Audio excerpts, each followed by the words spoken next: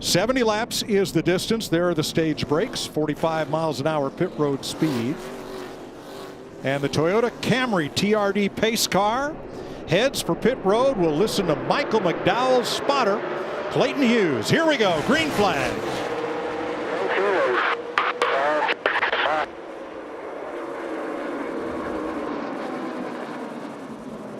Whoa, Michael.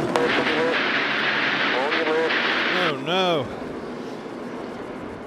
McDowell overshoots turn one. Well, he and Austin Dillon made a little bit of contact. Oh, now he's gotten into the dirt there. Not over yet. Oh, still locking up tires. So, in my opinion, what can happen there, and we've seen this, whether it was a Clash, a truck race, Xfinity, on these starts, it's so important to get some temperature in them brakes. They want to lock up. Without temperature, you got to make sure you get temperature in your brakes. Kyle Busch in trouble. Going into turn number 3, that car slowed and never regained race pace. I see some damage to the right front fender there. Quite a bit of damage. Just wonder if he's worried he's got a tire down. Might have got caught looks up like in it's up though. Big accordion I think there. the splitter's down in the left front. He might have. And I think he's got damage on both sides here. Yeah, you can see he's had somebody get into the rear bumper. Some damage there.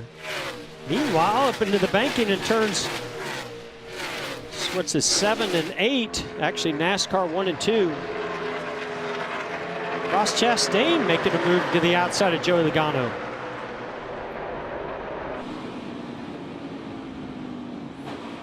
And into the bus stop. Back out to the east banking. Let's go back to the start of the race and watch the 34 of Michael McDowell. When this was just after he and Austin Dillon made a little bit of contact as Michael's trying to get in the inside lane, and I think that just kind of opened up the door for him to overshoot the entry in the braking zone there, Clint.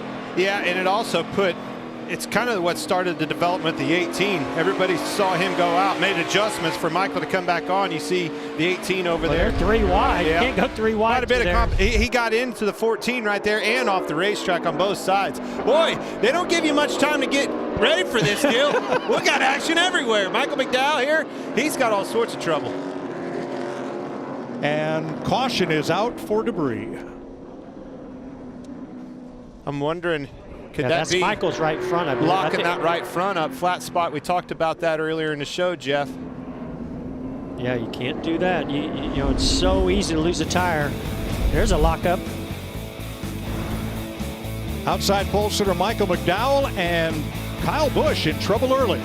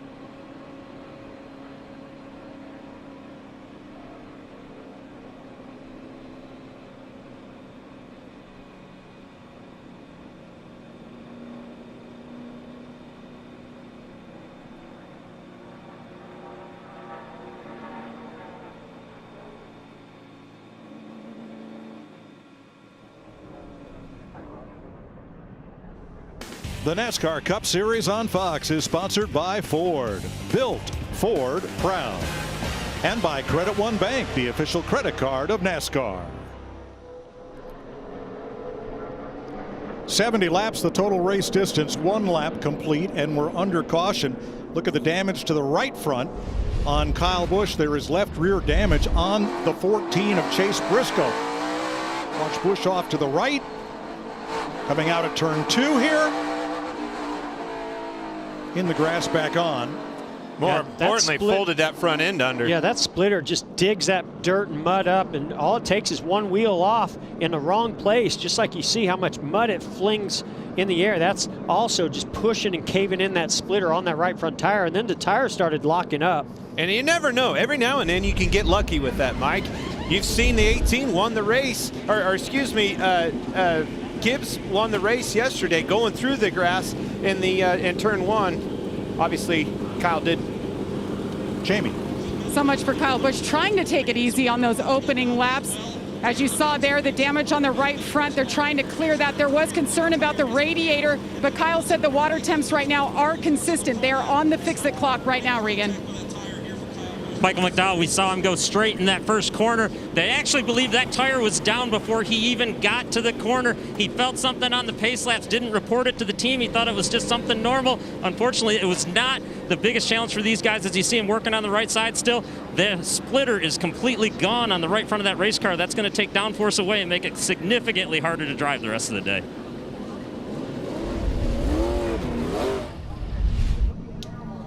Here comes Michael McDowell, the 34. It's down right there. It won't turn. The right front was already down. He did have a big lockup, though, going into turn 1. And basically a similar thing as to Kyle Busch, but it just didn't crush the fender end. It's just that tire was already down. Yeah, you can see it's down right there.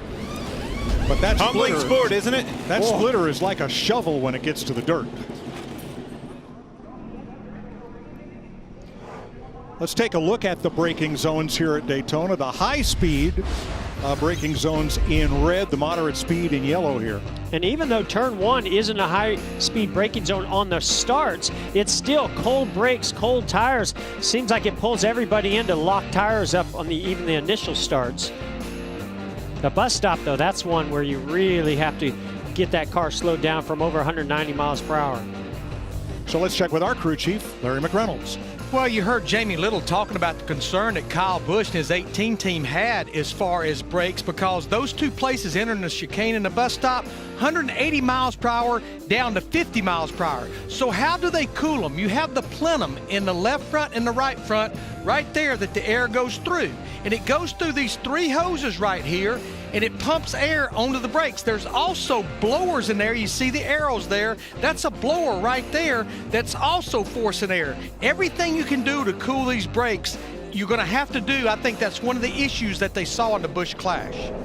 I think it's important for everybody to understand why we're all of a sudden talking about brakes. This isn't something new. What is new for this year on these road courses is the downforce package. You're going faster. Jeff, you said upwards of, we saw 199 miles an hour on that back straightaway. Asking a lot out of these cars. With less downforce means you can't slow them down. Obviously going through the corner slower, so you got to be slower, harder on the brakes. Now you still have time to enter Clint's new Stage 2 contest. Oh, here's your chance to win $10,000 guaranteed. Just download the Fox Bet Super 6 app for free. Answer 6 questions about Stage 2 for your shot to win Clint's money. I like that guaranteed part, Mike. Take Clint's money. Guaranteed. Gave it away last week. But divided among all eligible winners. I don't like that third chin on that illustration right there. Can't be me. Chase Elliott is your leader over Austin Dillon and Denny Hamlin. We'll listen to Chase's spot ready to hunt. Green flag.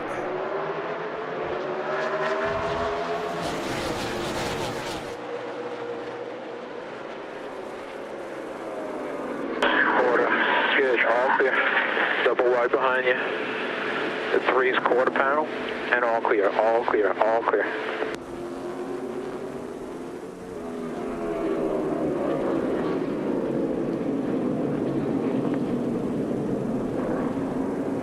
certainly what you like to hear on a racetrack like this, isn't it, Jeff? All clear, all clear. This could be pretty dangerous for this field to have Chase Elliott starting from the pole position on a road course. It just shows you how important it is to pounce on these restarts and take advantage of the opportunity. Everybody's close. It is definitely the best opportunity, but it's also an opportunity to get your stuff tore up. Chase Elliott, NASCAR's current road course ace and 2020 Series champ. You know, looking at the driver data and things like that, Jeff, you talk about road course ace. When I look at his laps and what he does, what he accomplishes, it's under braking. We keep talking about braking, but his speed that he's able to keep, the momentum, he is very, very good on braking. And that's the key to road courses, right? Is being able to get as deep into the braking zone, get the car slowed down a shorter period of time, but also take care of your equipment in the meantime. There's his telemetry on the lower left. That yellow nub, that's his steering wheel angle as he gets up to 180 miles an hour, and then hard on the brakes for the front stretch chicane. Yeah, we saw over 800, 900 pounds of pressure being put through that brake pedal to get that car slowed down. The other aspect of brakes is the length of this race. Obviously in that clash, a lot shorter race, saw shorter runs. These long runs like this, you're gonna have to be easy on them. Got a lot of wheel lock up in turn one. See Corey LaJoie here, nice finish from the Daytona 500. Gave him a good starting position in this week's race. Trying to make something out of it.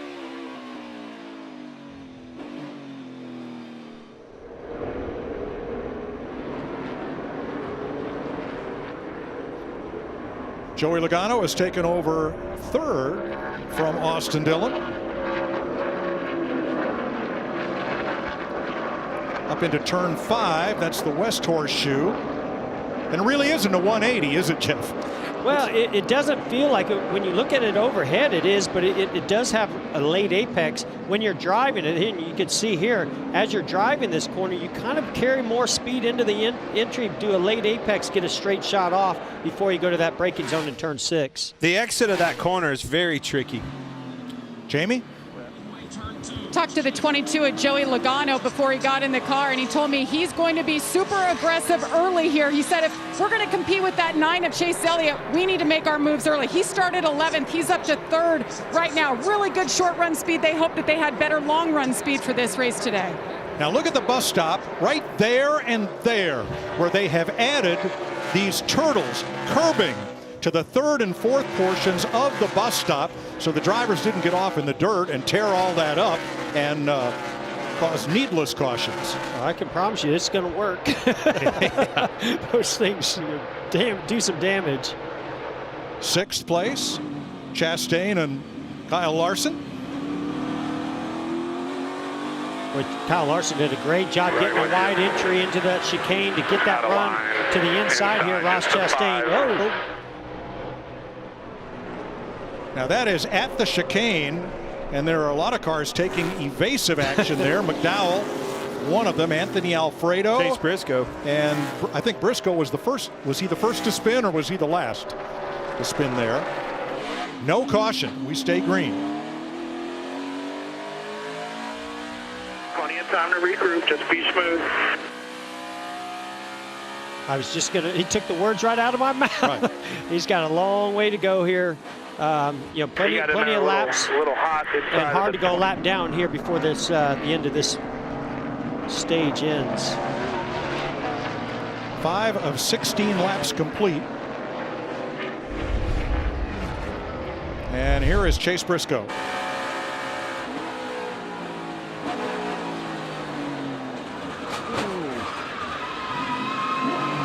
Biggest thing I didn't like about that is he hit that turtle hard. You could hear when he slammed into that turtle on the inside, the impact that it made. It'd be interesting to see what his splitter looks like.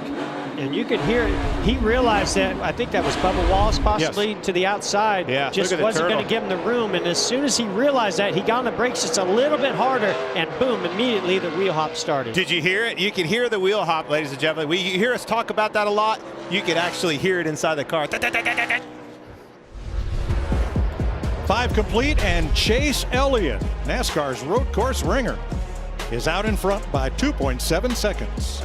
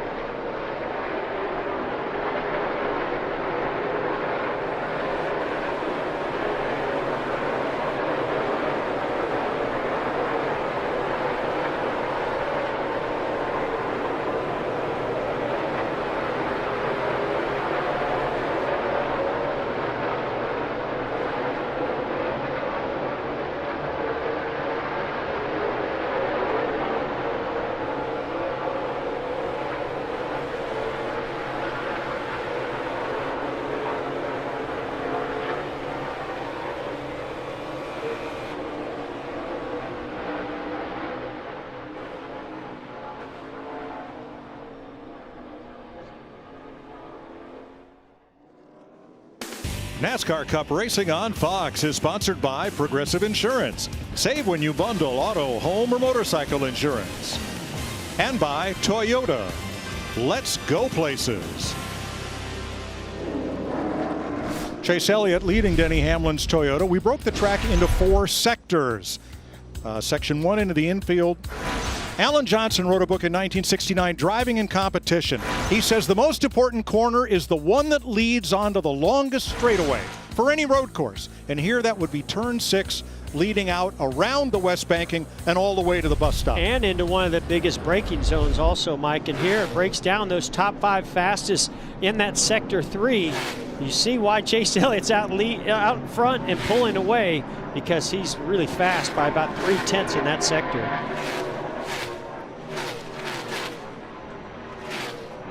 One driver on the move is A.J. Allmendinger. He has climbed up to 16th, but he and Ryan Blaney had quite a moment here. Yeah, you can see 16 of Allmendinger pulls ahead of the 12. I think Ryan Blaney, Clint, was just going to pull in behind him to draft to the next corner. I think the 16 missed the shift right there. If you see him, a lot of momentum. As you're saying, Blaney's going to pull down to draft behind him all of a sudden. And that's where you would probably shift into 4th if I had to imagine. We'll have to do some investigating and see if we can't find out a little more information. But he's pretty lucky. Both of them are pretty lucky, because I would have thought had he missed a shift that momentum shift would have continued to slow down. But maybe he just hesitated before he went into 4th gear. Well, they both continue in 16th and 17th place.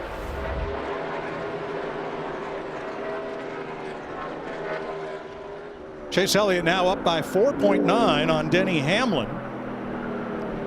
Chevy, Toyota, Ford in that order in the top 3 spots. Regan? Well, Denny Hamlin, the report from the team crew chief Chris Gabehart to him just a moment ago, you're losing all of your time from the start-finish line to turn 5, nearly 7/10 of a second.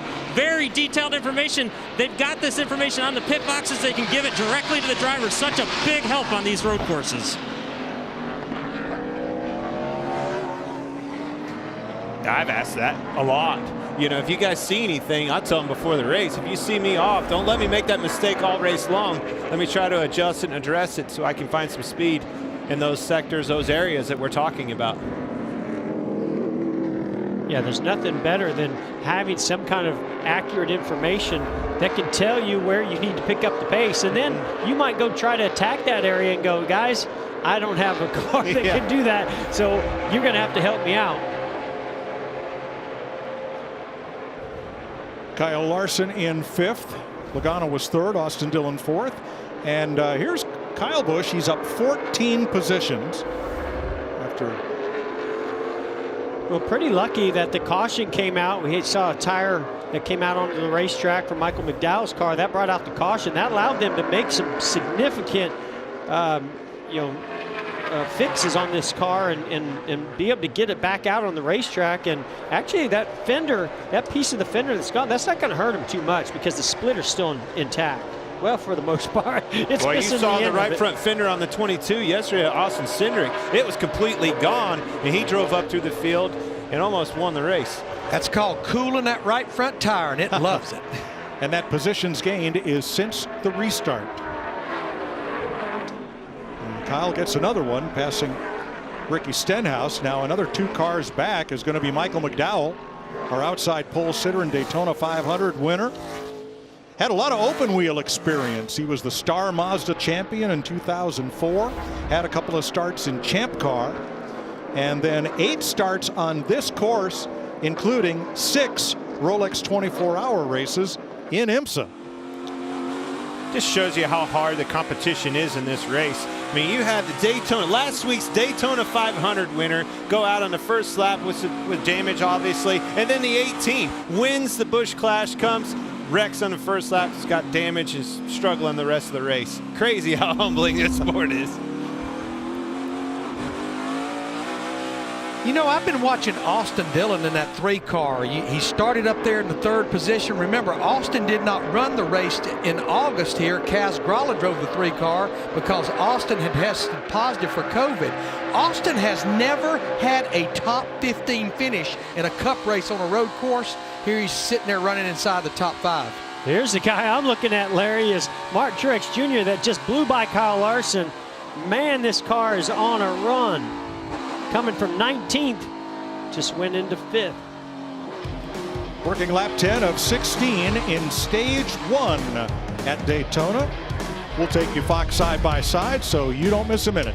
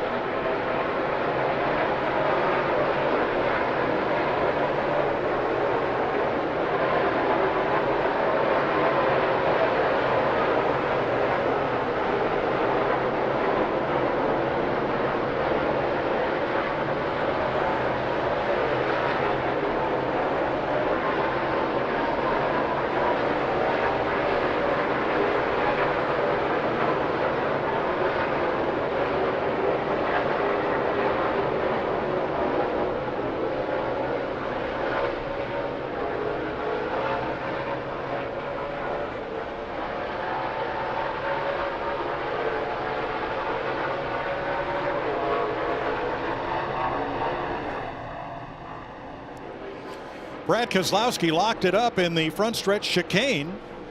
He's got a flat. He comes in for tires. Matt DiBenedetto with trouble. And Eric Jones has made a pit stop with a cut tire as well. Let's see what happened to Brad Keselowski's behind Ross Chastain coming into this hard braking chicane.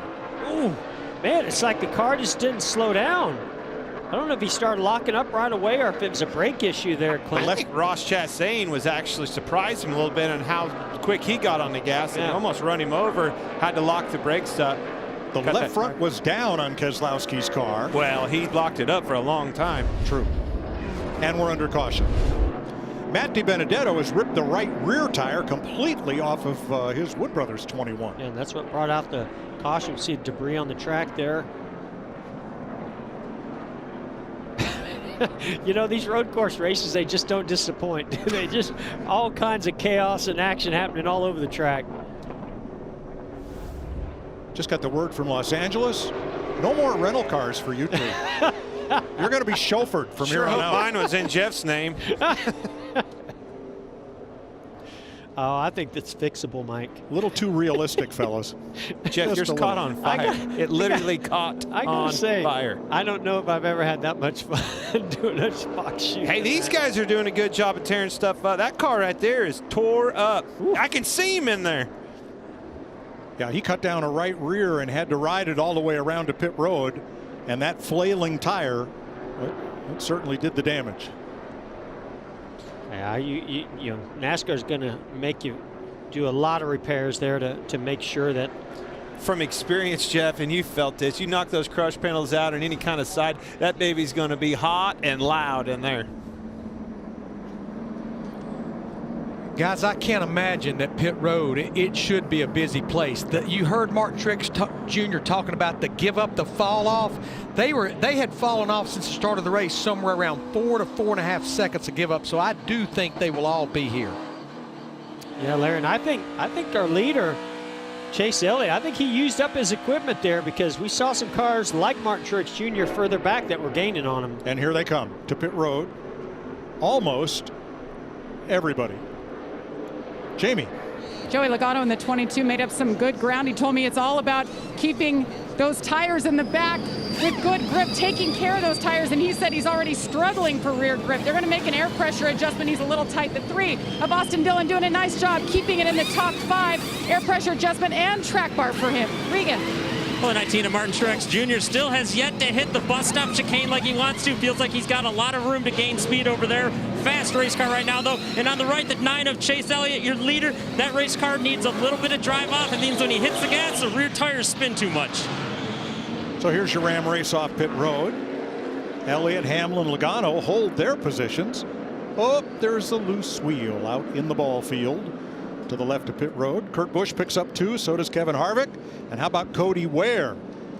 Fuel only, vaulting him up into the top 10. Now Christopher Bell did not stop, along with James Davison and others.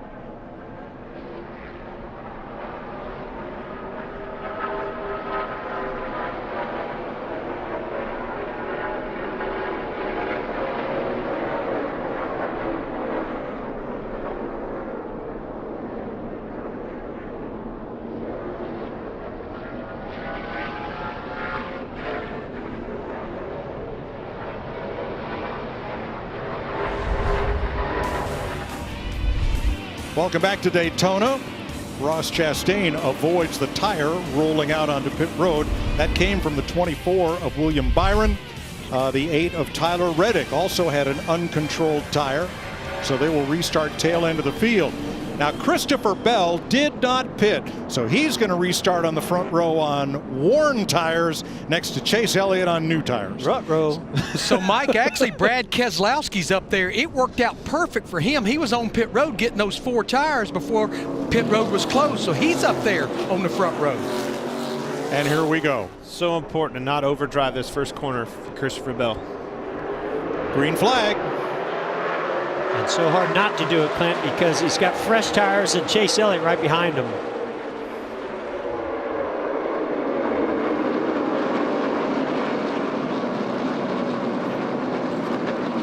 Great job. Yeah, nice job by everybody getting through there. Oh, Chase and Christopher make a little contact. Trading a little paint there. Brad locks him up into 3.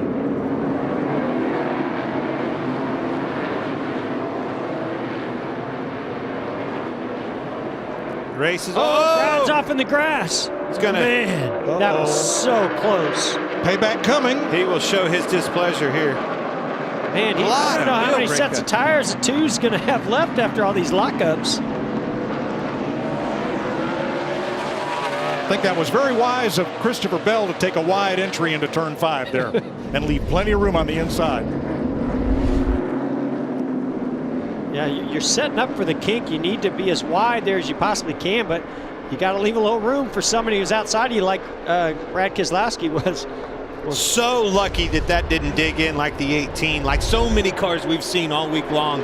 That was lucky right there. Very high speed part of the track as well. Also lucky that his teammate Joey Logano was a little closer to Christopher Bell. The race is at 6th, entering the bus stop. Here they come side by side. Kurt Busch getting to the outside. He's made a couple of passes right in that area, and Busch gets up to 6th. I saw Brad Keselowski get onto one of those turtles and jump the right sides right up in the air.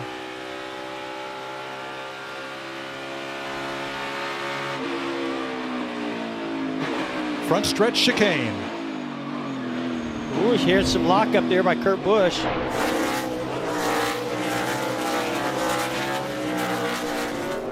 And Hamlin looking at his new Joe Gibbs teammate, Christopher Bell, for 4th. Pits are closed with 2 laps to go in stage 1. Better through the right, light tire rub. Not sure which one of the rights it is in the class. Not bad though. Copy, just manage your lead. Take care of those tires, please. And this battle continues on the racetrack between teammates. We saw what happened at the end of the Daytona 500. A lot of lockup, really worried about the tires, front tires on the Brad off the track again, same spot.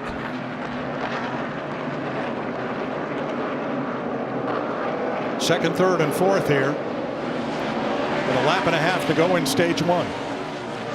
See Christopher Bell losing some positions. I believe he's in 8th place before that caution came out in pit stops, and I don't know if that was something that's going to work out for him, except for some more tires that he might have at the end of this race. Well, he went from 13th to 1st, Jeff, by staying out, and everybody else pitting. Well, but it may be hard to gain any stage points here for Bell. Yeah, that's true. If he was 13th, I thought he was a little bit further up. So yeah, if he was 13th, then absolutely, that's going to be a gain for him.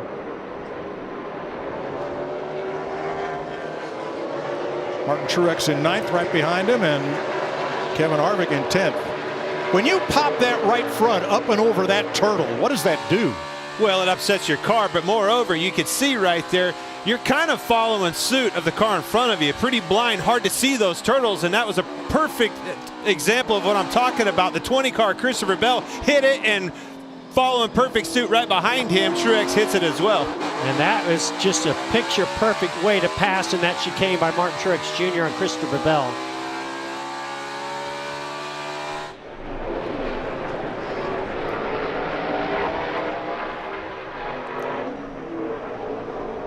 Hamlin is right there. And Jeff, you were correct. Christopher Bell was 8th. when he chose not to come in and pit and take tires. So went from 8th to 1st, not 13th.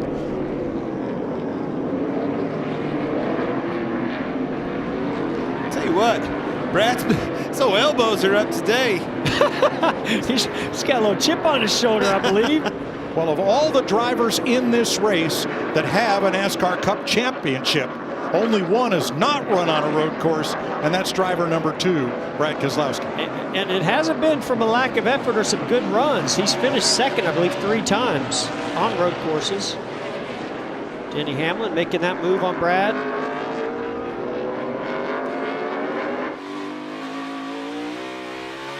And Kurt Busch continues to march forward. He's up in the top 5 now. 7th place, Truex and Dillon. They're going to drag race it around the west banking, off of NASCAR 2, and headed for the bus stop. Wow, look at that run on the 3 of Austin Dillon coming off the banking. Made the difference too. Yeah, it did. I gotta say, if Truex ever gets to chase Elliott, it's gonna be on for the lead. These 2 guys are really fast. Well, since stage racing began, Chase Elliott has won 25% of all stages on road courses, and he's about to pick up his 6th stage victory on a road course in the NASCAR Cup Series. Green and white checkers in the air. Chase Elliott wins stage 1 from Joey Logano. Denny Hamlin, Brad Keselowski, and Kurt Busch, the top 5. And Truex was able to get that position on Austin Dillon for 7th.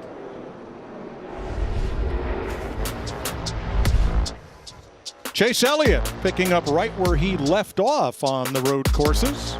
Your stage 1 winner.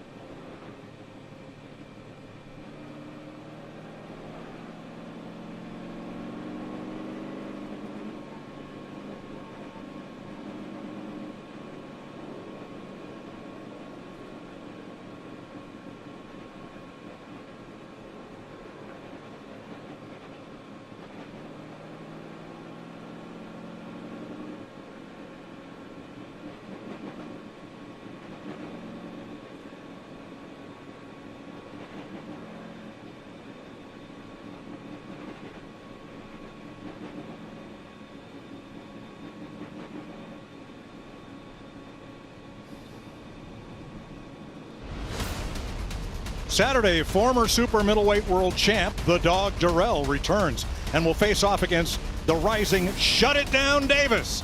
Is that anything like Put It Out? Don't miss the action Saturday on Fox and on the Fox Sports app. Come on, Mike. There's nothing like Put It Out. No, that's true. This is true.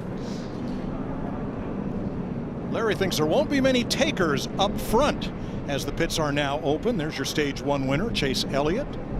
Brad Keselowski, all those lockups, he's got to come because Kyle Larson, you know Christopher Bell's coming. Jamie? And Jeff, you're exactly right. We saw him lock it up at least 3 times. Now, he pitted on lap 11 because he had a flat from locking it up. So he's coming in for tires. They looked at that splitter, and Jeremy Bullins, his crew chief, said it looks good. So no damage to fix there. Regan?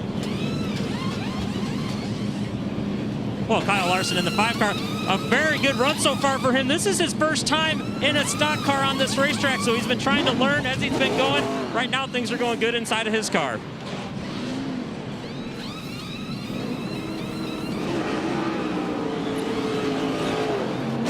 Boy, Martin Truex, toward the end of that stage, working his way up quickly through the field, but doing it very efficiently and without contact.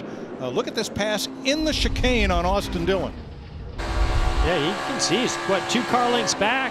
Gets on the brakes here. You don't think he's going to make that pass, and then he just easily, we've already seen him do this, just textbook again. Surprise. Hits that curve and goes right on by. Let's dial him up. Yeah. Hey, Martin Truex, it's Boyer up in the booth. You got us? Yeah, I got you, Boyer. Hey, man, putting on a show, coming from the rear. Started 19th, marching up through there, making a lot of moves, a lot of passes, and making a lap time doing so. What are you seeing? Yeah, I feel pretty good about the old Bass Pro Shops Toyota Camry hot rod today. Long way to go, though, so we'll see. It's track's slippery, it's fun. Car feels good, so just had a little trouble on our first stop there with a little bit of fender damage, but all is good. Just try to keep her in one piece here, stay up front. All right, thanks, buddy. Keep it up.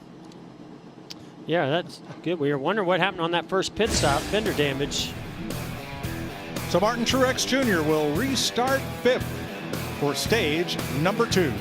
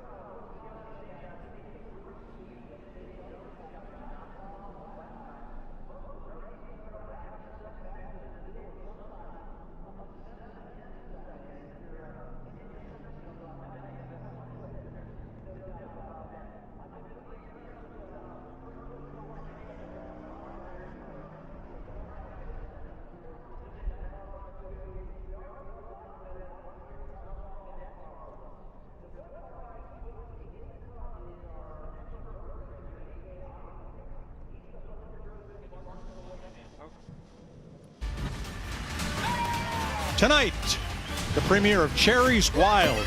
Know your pop trivia, earn a spin on TV's biggest slot machine. Jason Biggs hosts Cherry's Wild, premiering tonight on Fox. We will get the green flag next time by. There's the lineup on your left to begin stage number 2. Kyle Larson, Christopher Bell each led a lap. Chase Elliott has led all the rest so far. Now let's get the inside scoop on Ryan Newman's Castrol carbon neutral paint scheme this weekend.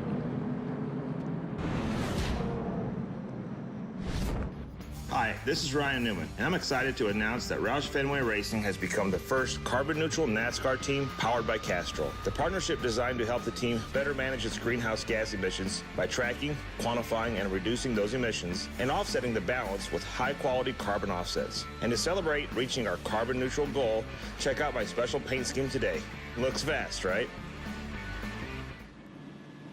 That's a great initiative. For more on Castrol's carbon neutral program, go to castrol.com/driving-for-change.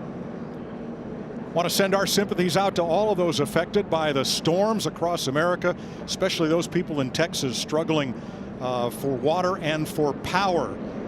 A great thing was done by Ford CEO Jim Farley. That new F-150, some of those have optional generators built into the truck. He told all the dealers in Texas, get those trucks out to customers as loaners that have lost their power, and don't worry about it. We'll make you whole on them.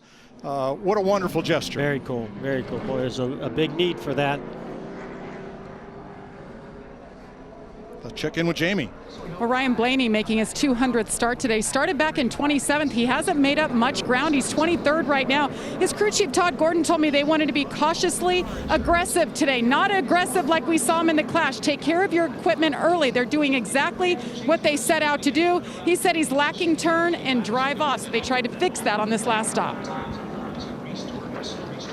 So a little different strategy for that Team Penske car. We got the thoughts from a number of drivers on road course racings in Daytona.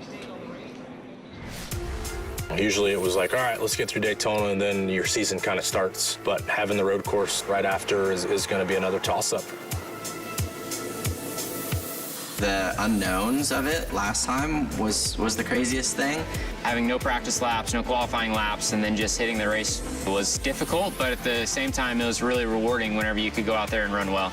In road course stuff is very, very important to be disciplined. Makes you want to roll your sleeves up and get after it. So let's get after it to begin stage number 2. One penalty on those pit stops. Ty Dillon's team over the wall too soon. Number 96 will restart in the back. Quinn Houff is in the garage. The 39 remaining cars are all on the lead lap as we get ready for stage 2.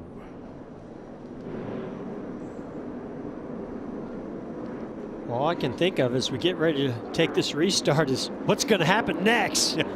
Now, the first 13 drivers did not pit during this caution. Here's Joey Logano's team.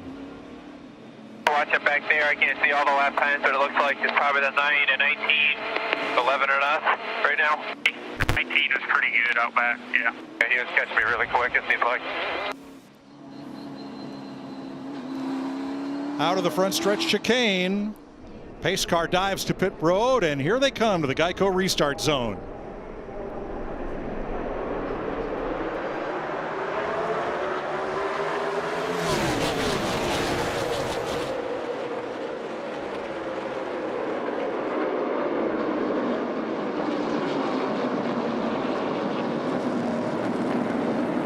Wide for Kyle Larson, trying to make some ground on the outside, and does. Slight little bobble from his teammate Alex Bowman just ahead of him in the 48. There goes Larson now to the outside.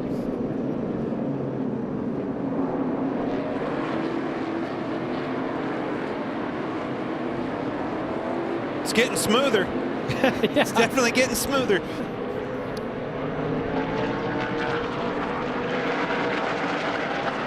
You know why everybody's talking about the 19 on the radio? Because they can't even see the 9.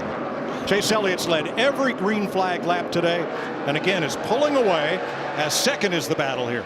But I think that the important thing there with the 19, and you're hearing the competition as you're talking about, Mike, is he's able to make those lap times that we're seeing, passing cars, making moves. That says a lot about the speed in his car.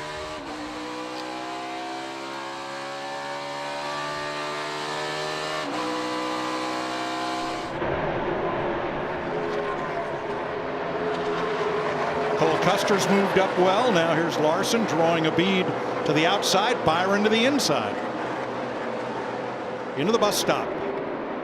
So hard to run side by side. You really got to get that figured out as you get into that bus stop. You saw there William Byron had a run on his teammate Kyle Larson. Thought twice about it once they got to that first left-hander. And you said get it figured out. You're running 190 mile an hour back there, Mike. There's a lot to get figured out in a quick amount of time.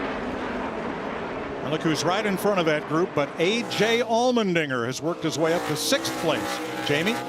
Welcome back to Cup Racing. A.J. Allmendinger, he's running full-time in the Xfinity Series this year, but they're taking a one race at a time on this side. But the goal was if they can run top 10 today, they're going to look at adding some more races for A.J. Allmendinger. Guys, he started 34th. He's already up to 6th. And Clint and I were talking about it when we were down on pit road. What do we think, you know, about Allmendinger and Colleague Racing, this RCR chassis and probably body? I got to tell you, has surprised the heck out of me. This is a great run by that team. Well, Brett Griffin is his spotter. Listen in. You get your belt, your pants all held up and all that good stuff. Got me an $8 belt at the Dollar General, and I don't know, it's kind of working. How can you get an $8 belt at a Dollar General? It's a Dollar General. It ain't an $8 General. He'll be appearing here all weekend, hey, folks. He probably need an $8 belt because he's had too many $8 beers. Yeah, that was actually team president Chris Rice. Nobody enjoys life more than Chris Rice. He has fun no matter what he's doing. Thanks, Larry.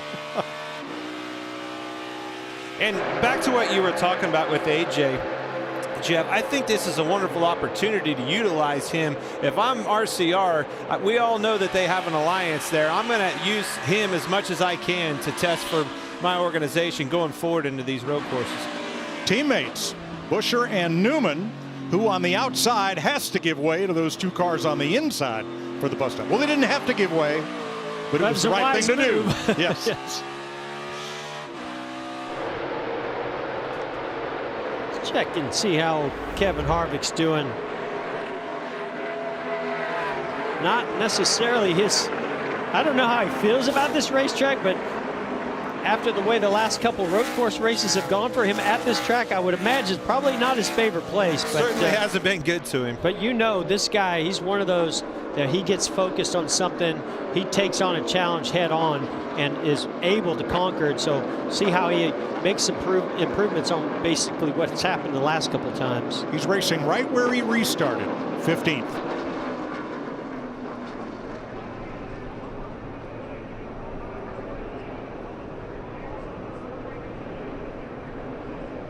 Turn 3, turn 4, the kink.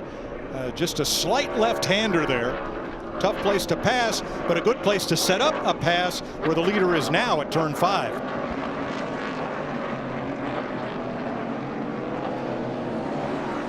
Look at Martin Truex Jr. making the outside move on Joey Logano. Here he comes. That's going to move him into 3rd place. Down below, Chase Elliott. Ooh, get a little lockup. Yeah, we heard a couple guys talk about the track not having as much grip. So as that grip goes away, boy, you really got to adjust your brake zones and how hard you can push on that brake pedal, how much speed you can carry through the center and exit of a corner and throttle. So we're seeing right now, Chase Elliott starts out extremely fast. So I just wonder if he's not using up a bit of those tires. And when you're a car behind him like Denny Hamlin is right there, that's what you love to see. Oh, he's making a mistake. Here I come. It makes me think also, Clint, about the high-speed brake zones. I mean, right here, riding on board Martin Truex Jr., you're talking about, what, 160, 70 miles per hour coming into this chicane? When you lock a tire up in a high-speed brake zone like that, it goes for a long way, and it starts to flat spot that Goodyear tire quick. Now, the top 6 have all won on road courses. We saw Chase Elliott lock that right front up into turn number 1 on the replay. Regan, what are you seeing for tire wear on these cars? Well, Mike, I think the biggest concern has actually been the rear tire wear on these race cars. The inside edge of the rear tires is a lot more worn out than what it was the other night during the clash. These guys are really struggling to hook the tires, slip and slide. And after about lap 10, the radios light up with guys complaining about their rear tires. I'll bet.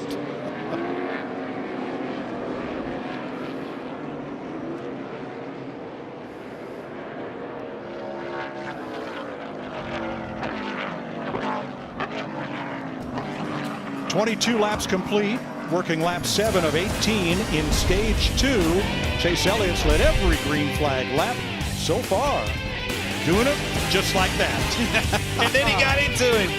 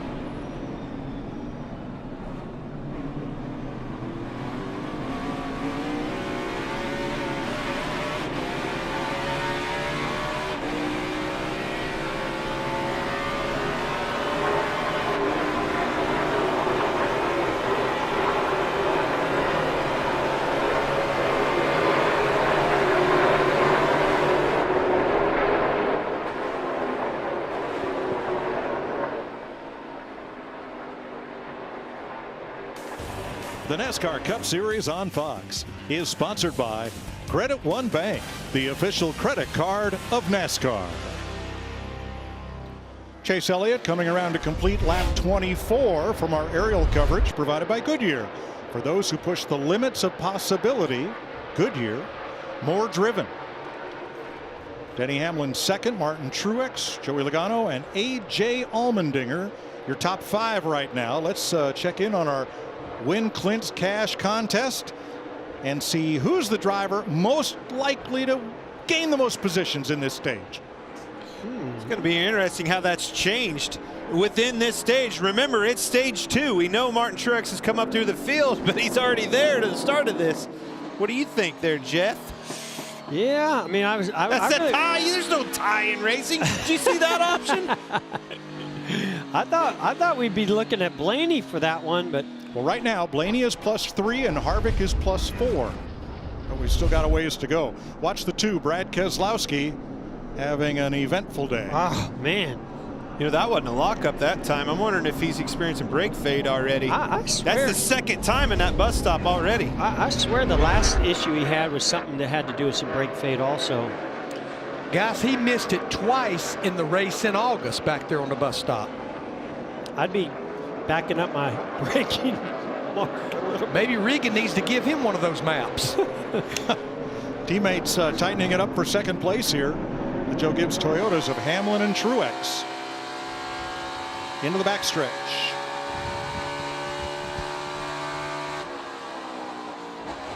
Now, I would have thought Truex would have been a little bit easier getting in there, just because not only do you have little downforce, but now even less because you're riding right behind Denny Hamlin. And remember, when he was leading that clash, he wrecked right there on the bus stop. You heard him say on his radio he's being a little gingerly. He knew that he had some time that he could make up, still gain in the bus stop. Looks like he's found it and he's pushing on it.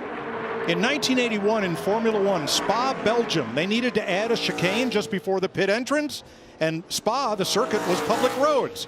There happened to be a bus stop right there, so they made that the chicane. That's where the term comes from. Daytona's had a chicane on the backstretch since '73 as the pass is made for second by Truex. In 1985, they lengthened the chicane and turned it into a bus stop. There's also one at Watkins Glen. Are you kidding me? See what I'm talking about? That's what I'm talking about, Boyer. When you're up here, you learn so much from this guy. If this is what it's going to take, if I have to learn all of this and read about this, we're in big trouble. Why do you need to learn it? He has it all right up here, right up top there. I had a lot of help on that one. Frank Wilson for Fox and Bob Varsha, longtime voice of Formula One, on the details there.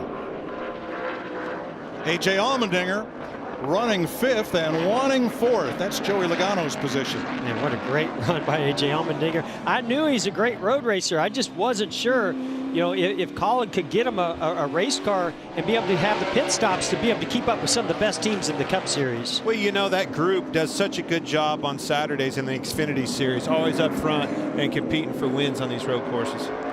Now, of all the drivers that stopped during the caution at lap 17, Kyle Larson has advanced the most. He is in 7th place behind Kurt Busch. There's Larson in the number 5. Mike, it's like they paid dividends for a few laps and then everything kind of evened out with the fresh tires versus those little bit older tires.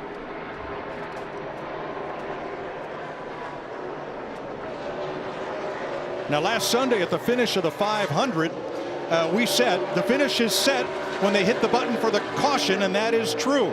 At that moment, Larson was in the top 5.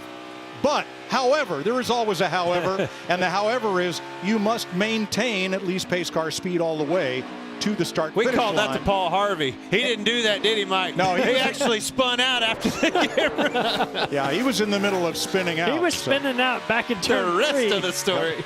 So he finished where he crossed the start-finish line, not where he was at the moment of caution. Tyler Reddick overcoming a penalty, up 10 since the restart. Kyle Busch up 10, Christopher Bell 7th. Chris Buescher and Chase Briscoe making big gains. There are USAA biggest movers since the restart. Yeah, it's a great shot right there. You can see just everybody getting over, you know, the laps on this racetrack. But look at them off the racetrack. They flirt with that dirt and it keeps getting wore out more and more and more. It becomes the necessary line. Yeah, you want to straighten it out as much as you can. Ooh, you got Newman and 14 and Chase Briscoe. You can see a little bit of damage to the right side of Briscoe, probably from that spin he had the chicane earlier. I know from experience, Chase, driving that 14 car, that one's hard to pass.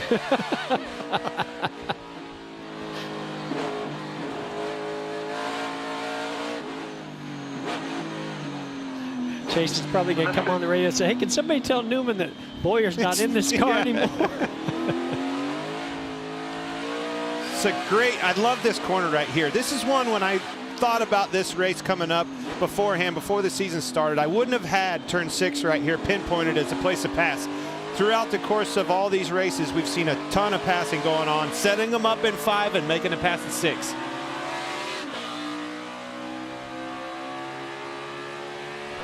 Oh, heavy damage. Ross Chastain is going to put us under caution for the 4th time today. That's coming out of turn 6 as you go up onto the banking in NASCAR turns 1 and 2. And he fought the wall, and the wall won. Every time. Bet his heart rate went up too. There's our Advent Health onboard camera. Still there.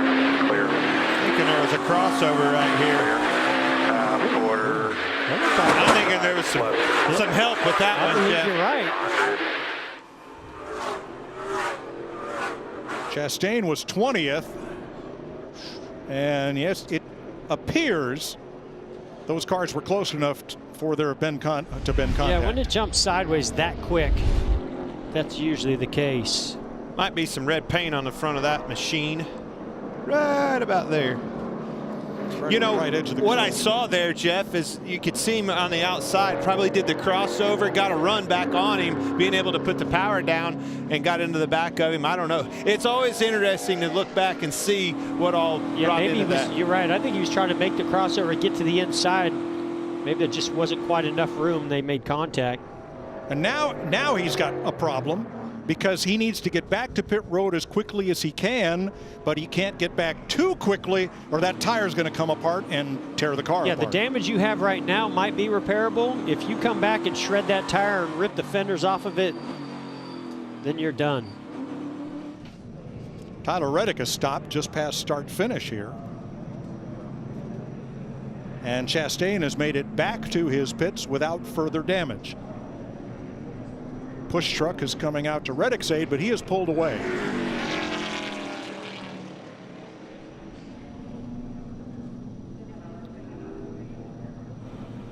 A lot of damage, 42.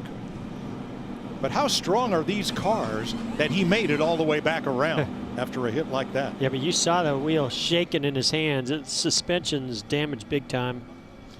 So how do you make the best NASCAR season ever even better? Grab the Fox Sports app. Exclusive content, in-car cameras. Follow news and social feeds for your favorite drivers. Download the Fox Sports app, the go-to app for NASCAR fans, all season long. And you get all the wisdom of Bob Pockrass right there. I actually downloaded it yesterday and watched the Xfinity race on my cell phone. That happened yesterday. Well, I got a gold star for you right here. Notable changes this year.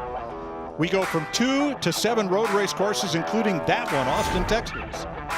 8 of the races will have practice and qualifying. Huge increase over last year. And the All-Star race moves from Charlotte to Texas Motor Speedway. And what about this? We're going to get dirty and dirty. Woo-hoo!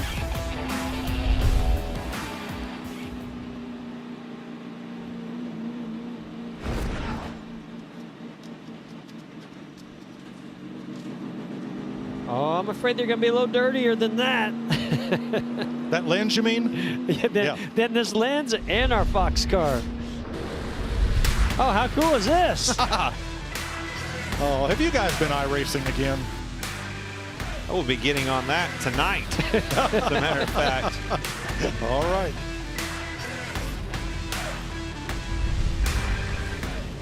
All right, Larry, we're 11 laps into this 18-lap stage. What do you want to do here? Yeah, I would come and get 4 tires. 11 laps is a lot of laps, and we're going to go back racing with probably about 5-6 laps left in this stage. So I'll be shocked if they don't hit pit road and get 4 fresh tires. You could make it on 1 stop from here to the end of the race.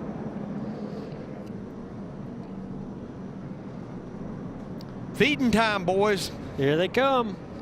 Not all of them, but certainly most. Jamie?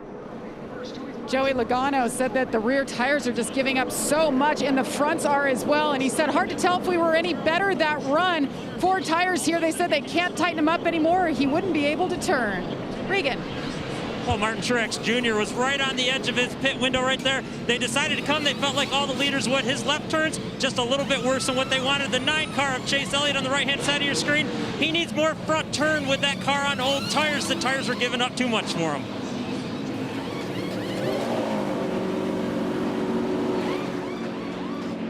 There's your Ram race off pit road. Denny Hamlin is first out. He picks up 2 spots. Some issues for our leader, Chase Elliott. Lost 5 spots, and some cars stayed out that are going to make this really interesting. 5 of them, Jeff. led by A.J. Allmendinger. He is the new leader, ahead of Kyle Larson, Kevin Harvick, Brad Keselowski, and Michael McDowell. They chose not to pit under this caution.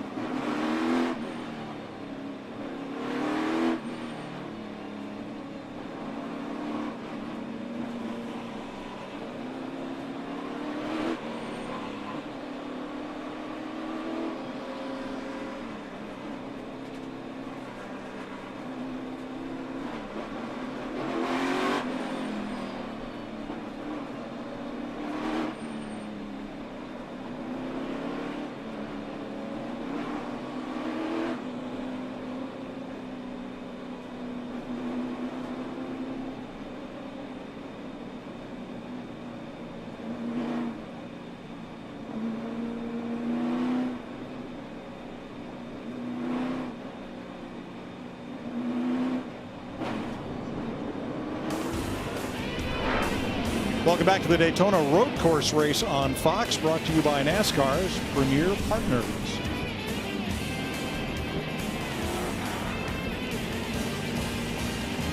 The Toyota Camry TRD pace car going to lead the field back to green. Working lap 12 of 18 in stage 2 in the O'Reilly Auto Parts 253.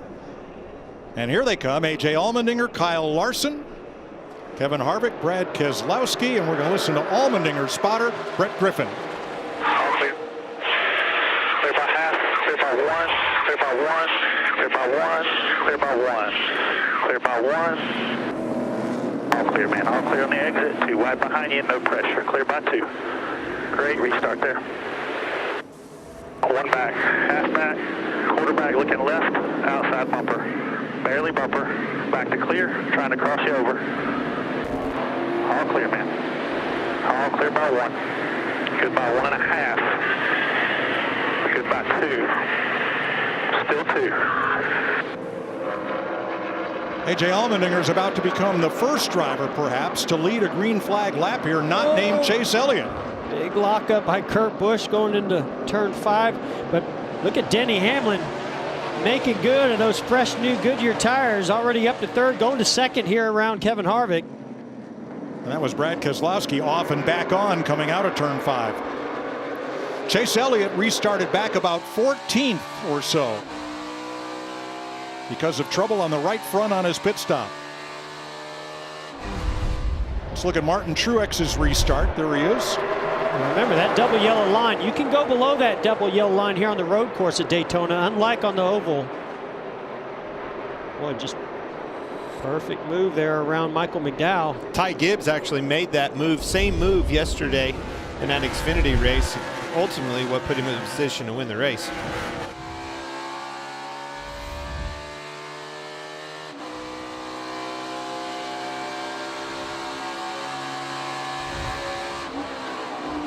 Saw Larson thinking about a dive bomb. A lot better of it, didn't he? Kyle Larson won the 24-hour Rolex race here in 2015 with Jamie McMurray, Scott Dixon, and Tony Kanaan. You can really see how much it upsets those cars when they get on the turtle and how much momentum you lose. The 5 car, he got into it, and then you saw the 10 of Eric Almirola hit it as well. Really throws your car out of line and sets whoever's behind you up to make a move. Yeah, it doesn't help any too when those guys are on fresh tires behind you. Absolutely. Here comes Hamlin. Allmendinger's done a great job holding off Denny Hamlin, but it's just a matter of time. And Denny, we haven't talked much of him. He's been putting very competitive lap times up. Obviously the 9, the 19, they're the ones that we keep an eye on, but 11 wasn't too far off of them. This clean air will be very beneficial for him. And props to Kurt Busch also taking advantage of those new tires. Came in the same time Hamlin did in that last stop.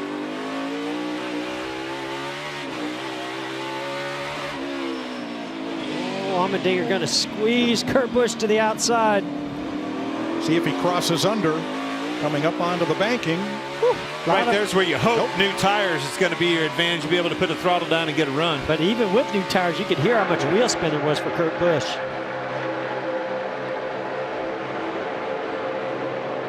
Teammates. Rick Hendrick Chevrolet's 9th and 10th.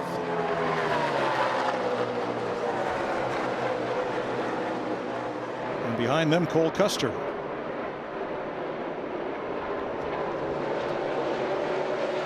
Whose required windshield wiper has gone awry. I mean, it has become pretty overcast, and there might be some rain in the area, but let's hope he doesn't have to use that. It won't do him any good.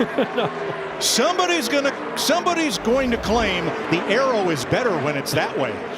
I don't think so. Well, hey, it's racer's mentality. If that car went to the front with a windshield wiper stuck in the air, you can bet your bottom you're coming back next week, and everybody will be that way.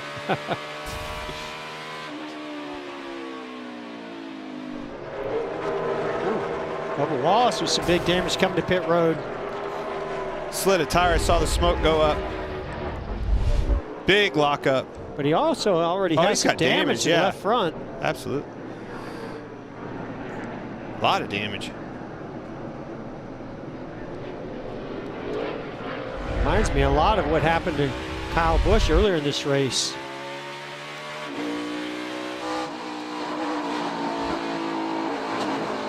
Third place, side by side. Whoa, Kurt Busch off and back on. You hear drivers all the time, and I've been guilty of it. I say it time and time again, almost every day. All you got to do is stay on the racetrack. Trust me, folks, that's hard to do. Especially these cars coming through that kink and that dog leg. That turn, you're carrying a lot of speed, and you're just sliding all the way through there.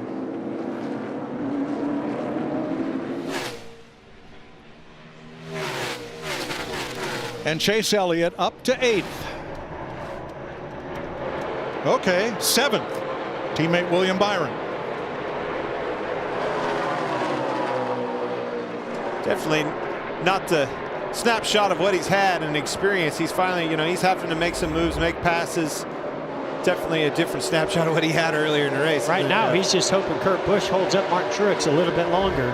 What we're hearing on Elliott's stop was the right front tire got away, and to chase that and keep it under control and avoid a penalty, it made the tire changer slow over on the left front.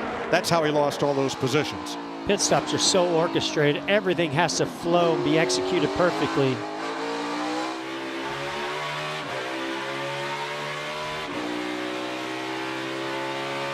Saw Martin setting up the one car of Kurt Busch. That setup in those chicanes, holding it out, setting yourself up to be able to put the power down and beat them off. The other thing is putting pressure on getting into the corner. They're going to cut the corner off. That enables you to set up and get a position and pull off the corner. Martin's car's so good in the brake zones. Look, goes to the outside of Kurt Busch.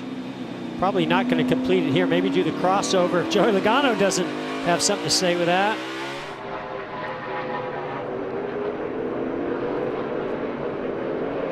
I think Kurt Busch has probably driven the most aggressive race we've seen today. Been taking big chances and making them pay off. Certainly on restarts. He's made a lot of time up being aggressive on the outside, just wherever they're not. If he's got to go to the outside, he'll dive on in there and run it in on the outside.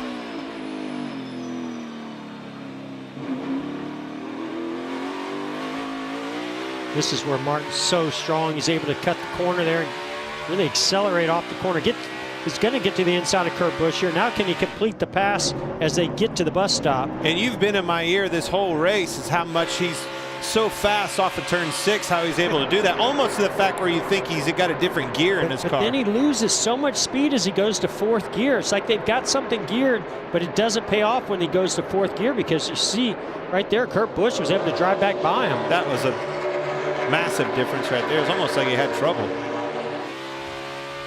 We saw it earlier with A.J. Allmendinger, whether you miss a shift or hit the chip, any little thing right there disrupts all of your momentum, enables them to just... Oh, lock up. He's going to see if he's... Oh, I think makes contact. Don't you just love it? But see, he hit the curb right there. Watch, yep. He hit the curb, exiting that corner, enabled the 22 to get underneath of him. Oh, we're going to see a frustrated Martin Truex Jr. because he's looking in his mirror also, and he knows Chase Elliott's coming. So locks the left front tire. That's a big lockup. Yeah, it is. Does a good job not making more contact than that, but there's that contact with the inside curb you mentioned.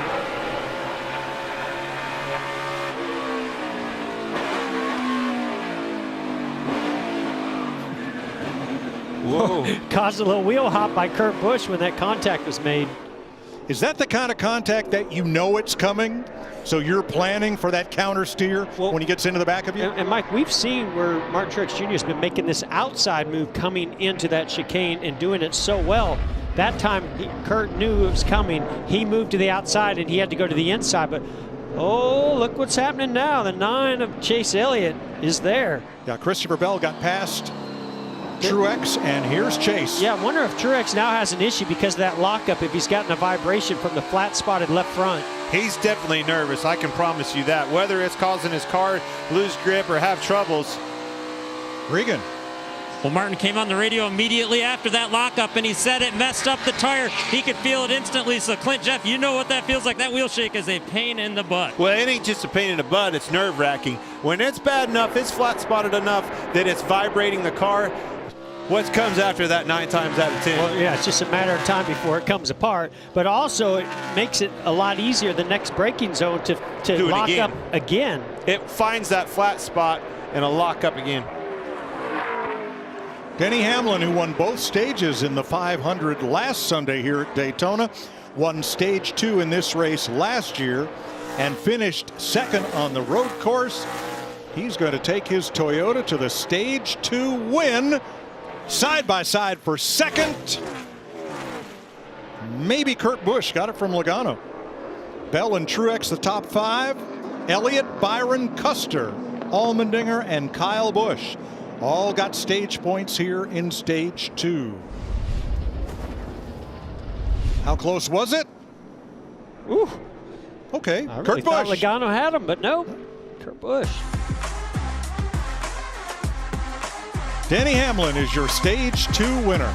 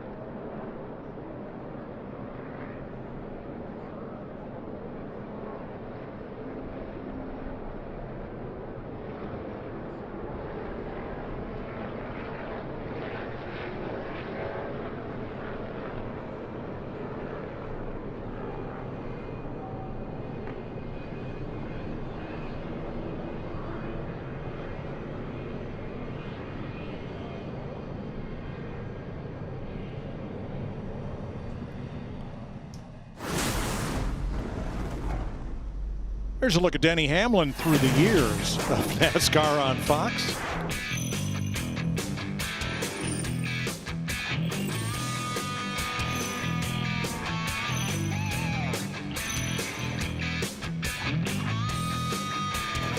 All the way to his flight down this weekend. Hey, there you go. All right, pit road's open and Hamlin leads them in. Jamie. Well, the 22 team decided they had enough tires to get to the end, so let's come in and get some new ones. That has been his biggest complaint today. They've taken a tear off, so he has clear vision out the front. 4-tire stop. Let's go to Regan. Well, the 11 of Denny Hamlin, he's still trying to get better through turn 6, struggling to get the power down on that section of the racetrack. They're going to work on that just a little bit. The 19 of Martin Truex Jr., he needs to stop making mistakes is the main thing. They don't want to have to give up track position. Lucky that a lot of other cars pitted with him. A.J. Allmendinger's had the same tires since lap 12. He alone. And Kurt Busch picks up a spot coming off pit road.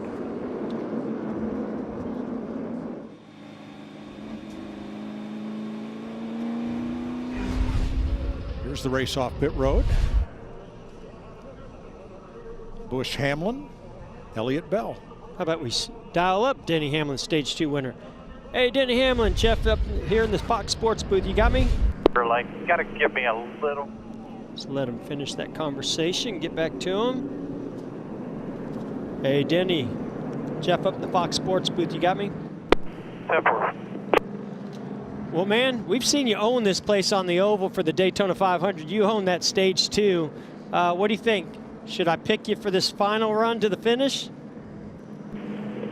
We'll see. I mean, right now, you know, I've stated it pre-race. I'm about a third. I'm the guy that keeps the fast ones honest.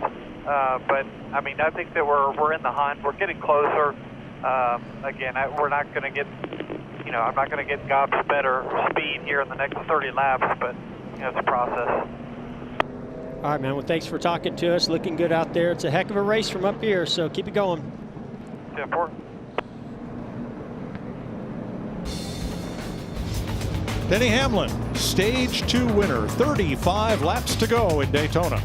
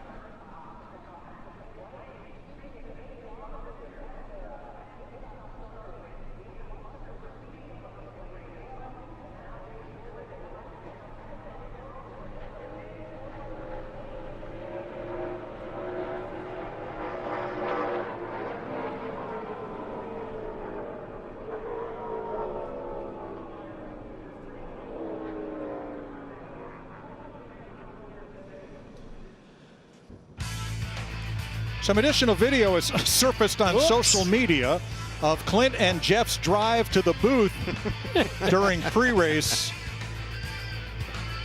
I think most of that'll buff out, don't you, Jeff?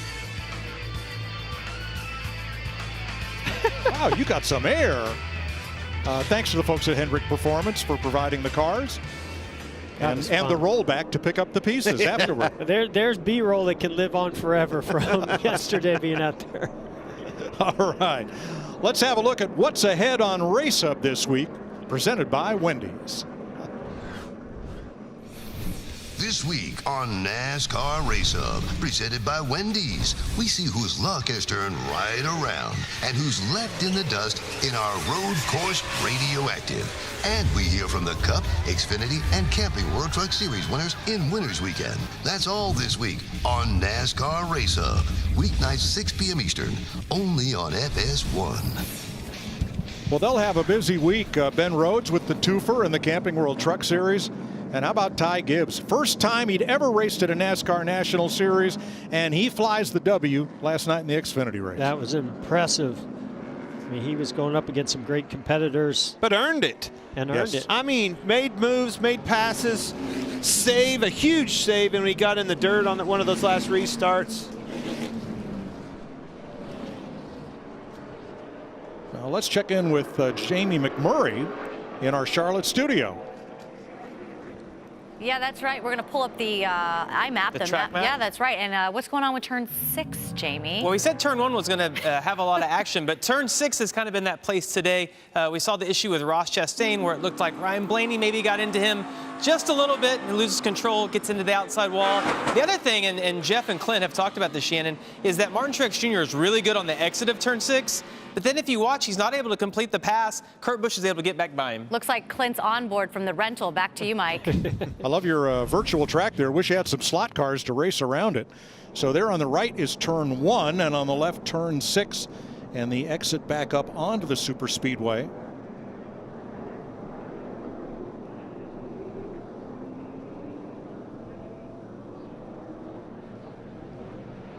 Let's have a look at today's Xfinity fastest laps.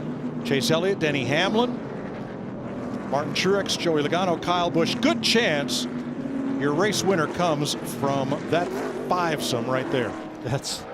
I look for that lap to get faster. These clouds are going to affect these cars. We've been hearing about tires wearing out, guys having trouble putting the throttle down. 103-degree track temperature when we started, 87 now. Big difference. Now, Daniel Suarez in the 99 and Matt DiBenedetto in the 21 did not pit. So they're out front for this restart with 7 laps older tires than the cars behind them. And both very respectable road racers in their own right.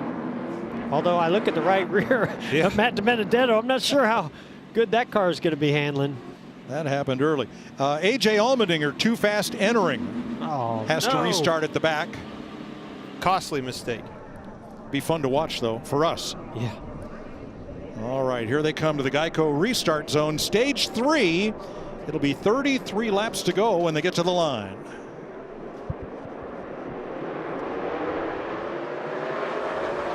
DiBenedetto spun the tires. Real easy to do on those old tires, and here come the guys on fresher tires.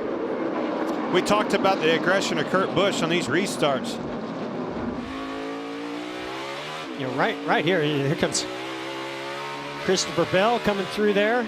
You got to be so careful just to protect your car. You know, the fenders, you got to keep those fenders on. We've seen so many guys cause damage. Fender gets in on the tire, and it can ruin your whole day. I love that in-car right there. You can hear that thing light the tires up. So easy to do on a track like this. You've been talking and hearing these drivers talk about that, complaining about how hard it is. That was a very good, perfect analogy of exactly what we're talking about.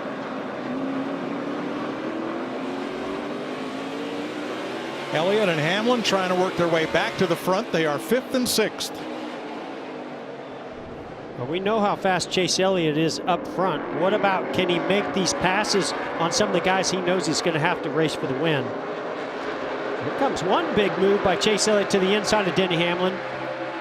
This is important to race, last stage. It's important to get out there and get yourself established as a front runner, get out in that clean air, and this is the opportunity to do it while everything's stacked up. Power move by Chase Elliott to get in front of Denny Hamlin. And that all happened at turn 6. That's where he sets that mood, gets that run, the corner that leads onto that longest straightaway. But if you're Chase Elliott, all you've heard about is this 19 car coming in your rearview mirror. This is a chance to get up there and make sure you don't let him get out too far.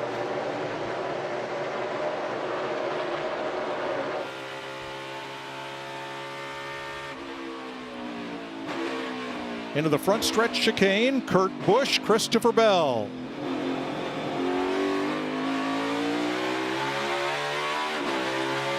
Impressive run today by Christopher Bell.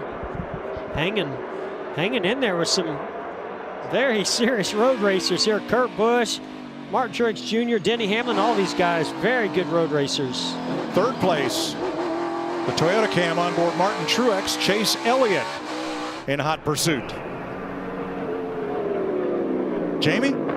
Christopher Bell in the 20 talked to him before the race, and he told me he used to hate road course racing, but he said last year the 2 road courses, the only ones he's run in the Cup Series, they had the best speed. He said, now I like them, and I had this race circled. So a little bit of mental attitude and liking is worth some speed. And Kurt Busch makes a big mistake, Mike. Oh, whoa, Kurt Busch! Pow! Our leader, we saw him go off there through the kink on the exit of the kink once before, but he took it to the next level that time. And we stay green. Man, plowed a lot of dirt through that infield, but I don't think it completely destroyed his splitter. I bet you it packed a lot of mud. From first to 25th. Watch this. Yeah, he comes accelerating out of turn 3. It's a fast left-hand kink. He's going to set up to the right on, turns into the corner, maybe a little early. Oh, he got on the curb, got loose on the curb.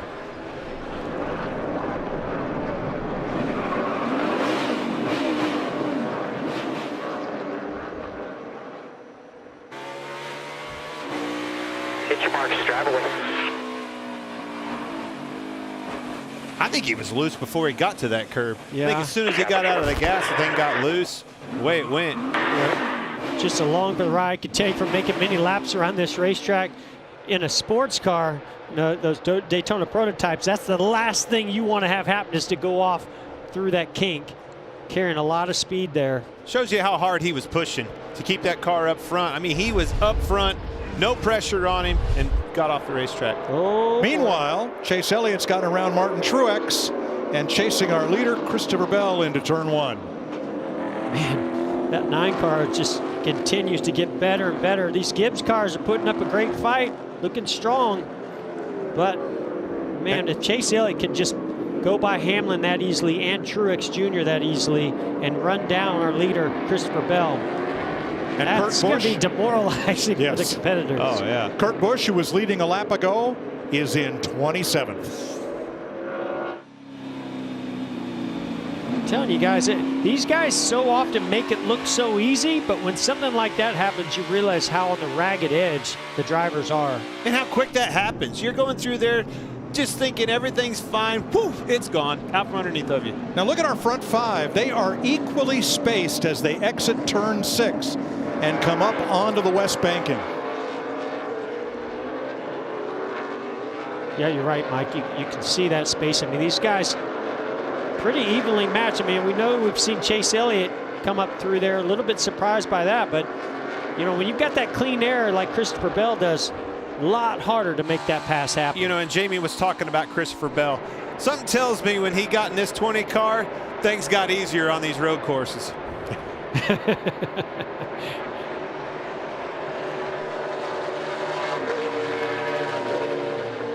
Logano is closed right up on Denny Hamlin. And right behind them comes Kyle Larson, who has been in the top half dozen here for most of the day. Well, you talk about Christopher Bell and his dirt background. You talk about Kyle Larson. These guys both have a ton of talent behind the wheel. That's why you can, when you do dirt racing, you have to adapt to changing track conditions. You can adapt to different types of tracks and races. It's going to be interesting to see how he takes this pressure. This is a lot of pressure from the fastest car on the track. Easy to make a mistake. Here it comes. Boy, right there, you called it, Clint. Slid up just at least a little bit, opened the door for the 9 to take the lead.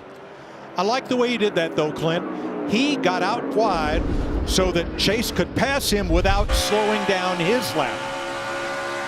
You can't beat him. Smoother than this. 3 wide down the back straightaway. Look out. Cody Ware in the middle, and Ware gives Newman a shot. Man.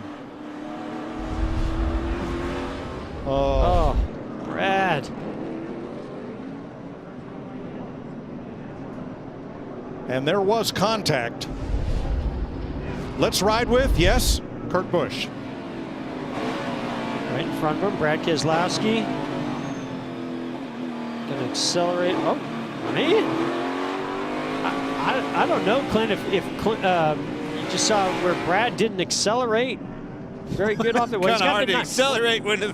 Well, I didn't know if it was because of the 96 Yeah, 96 might check but that the one definitely ran over the top of him, but just didn't seem like the 2 really accelerated the way Kurt thought he was going to. And we stay green with 30 laps to go.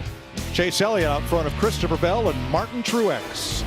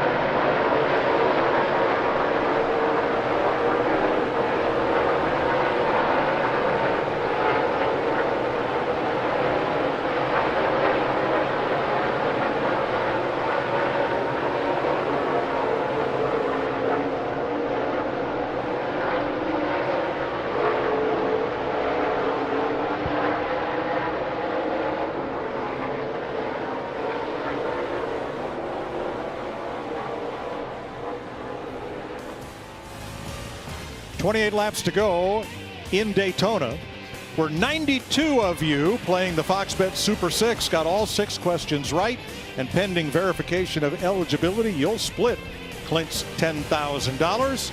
$108 a piece. Get well your done. wallet out, Boyer. I love this thing, man. Free app. Go on there, put your picks in. 92 people splitting 10 grand. I don't necessarily like it. It's my money, but go for it. Sign up next week. Here's how the Coca-Cola family of drivers are faring. Joey Logano, Denny Hamlin, top 5. Daniel Suarez led on the restart. He's currently 11th. Austin Dillon 14th. Ryan Newman 27th.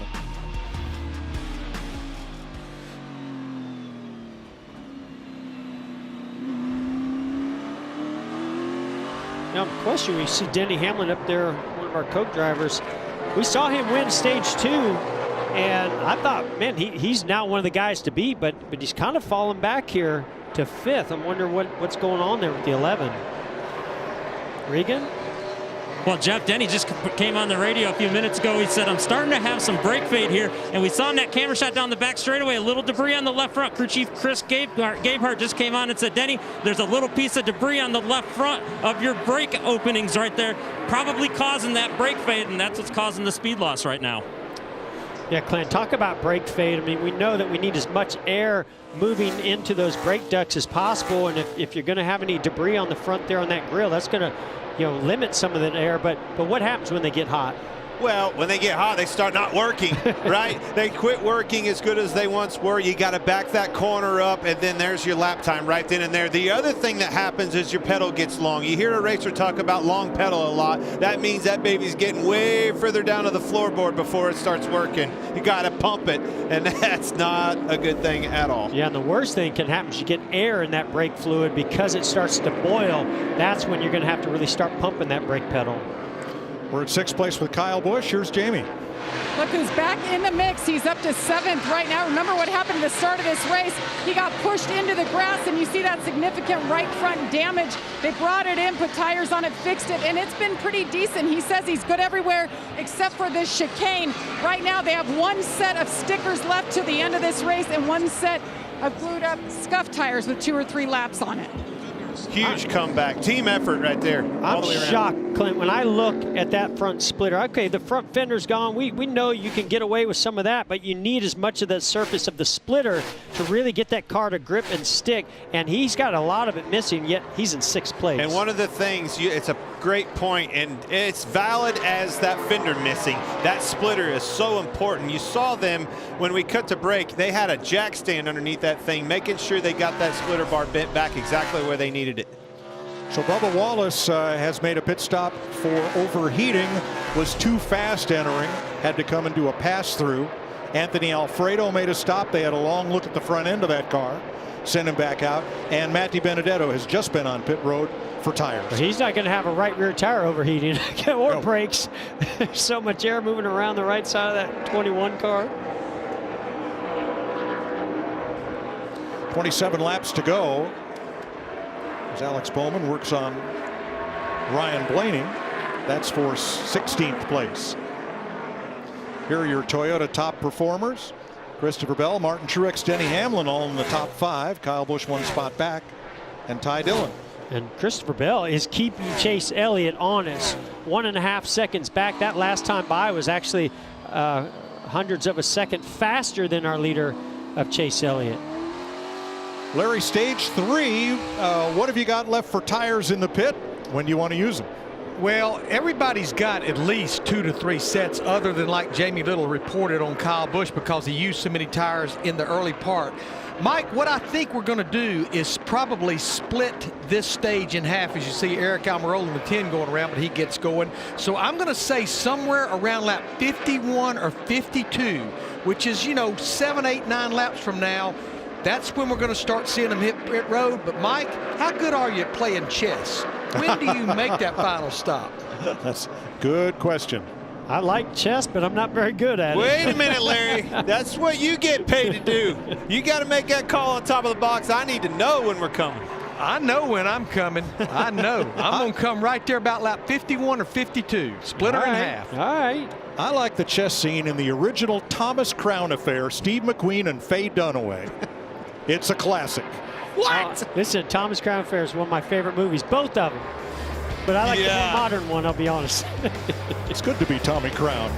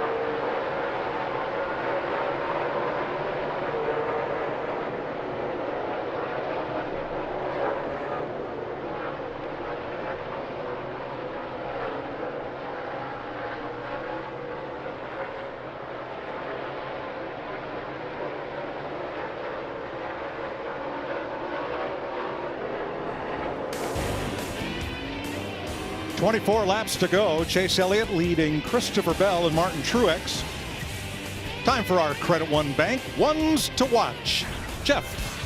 Well, Mike, I've got my eye on Christopher Bell running in second place right now, keeping the current road course king, Chase Elliott, in his sights. He's actually won on a road course before at Road America in the NASCAR's Xfinity Series, now getting a golden opportunity at Joe Gibbs Racing. Well, Jeff, Kyle Busch has 4 road course wins. Outside of the Busch Clash about a week and a half ago, it has been since 2015 since he last went to victory lane on a road course. But remember, lap 1, he was in all kind of trouble. He and his new crew chief, Ben Bayshore, they have fought their way back to the top 5. Boys, how do you not talk about Chase Elliott? Left me for this pick. Chase Elliott has been your leader, going for 5 in a row. Jeff, I think you had 6 in a row knocking on your door, buddy. Chase Elliott's my guy. Clint, I appreciate your enthusiasm, but the only car that's been able to pass Chase Elliott all day is that of Martin Truex Jr. He's going to get to this last segment of the race, and he's going to go up there and get his 5th road course win. Well, Clint took the layup. We're all going for 3-pointers, so I want you to keep an eye on Kyle Larson. He and Christopher Bell, who Jeff mentioned, were the only drivers in the top 10 right now who did not get to run the road course in the Busch Clash a week ago Tuesday. He's a 24-hour Rolex winner, and he's keeping all the fenders on that Hendrick Chevrolet right now. Those are your Credit One Bank ones to watch. And by the way, Clint, that 6 in a row and road course record, yeah, that's definitely going to be in jeopardy by this guy right here, our leader, Chase Elliott. Tell you what, I just saw a little bit of lockup from him getting into 1 again. We saw that earlier. Well, I don't think this 20 car Christopher Bell is out of this thing yet. He's right there knocking on the door lap time wise. So we looked at all NASCAR track types and looked at the records for most consecutive wins. We'll start with the super speedways, Daytona, Talladega. On the 2.5 mile, 2.66 mile oval, Cale Yarborough, Dale Earnhardt, 3 in a row. On 1.5 miles, Martin Truex is the 1.5 mile master. On road courses, there you go, with 6. And on the short tracks, Richard Petty, the king won 10 in a row.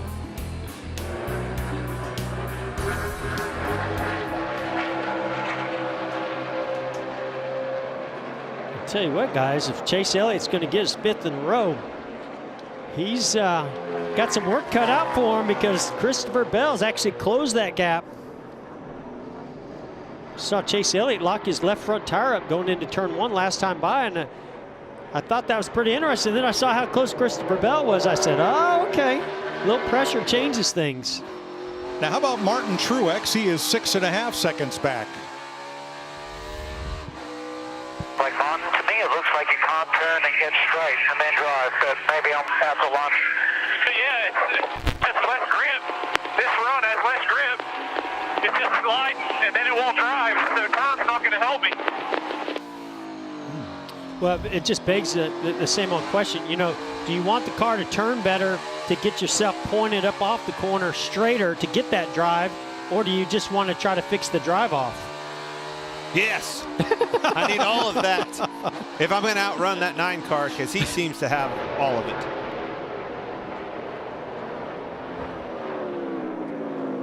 Meanwhile, Kurt Busch's wild ride or interesting day continues. He's gotten from 27th back up to 23rd. Ricky Stenhouse just ahead. But not for long.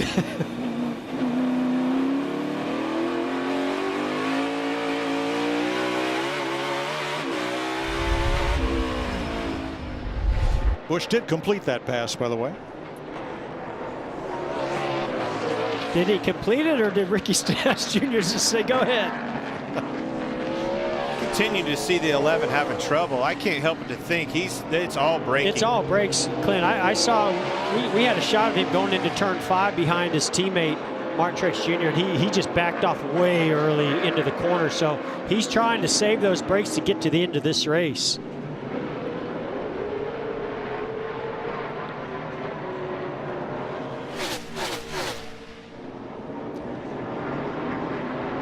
Watching, I just can't help but to just keep giving praise to Christopher Bell. You know, this is an opportunity for him to finally follow this 9 car and match his lap times. Figure out where you're off a little bit. I mean, obviously, keep seeing the 11 car right here, but I'm watching the lap times and what we see with this Christopher Bell.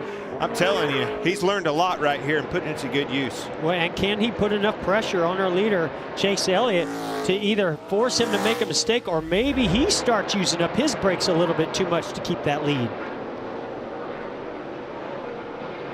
He's run road races in the Xfinity Series and 2 last year in the Cup Series, but nowhere near the depth of right-left turn experience in NASCAR that Chase Elliott has. But right here where he's riding, he's learning. Great opportunity for him to do so.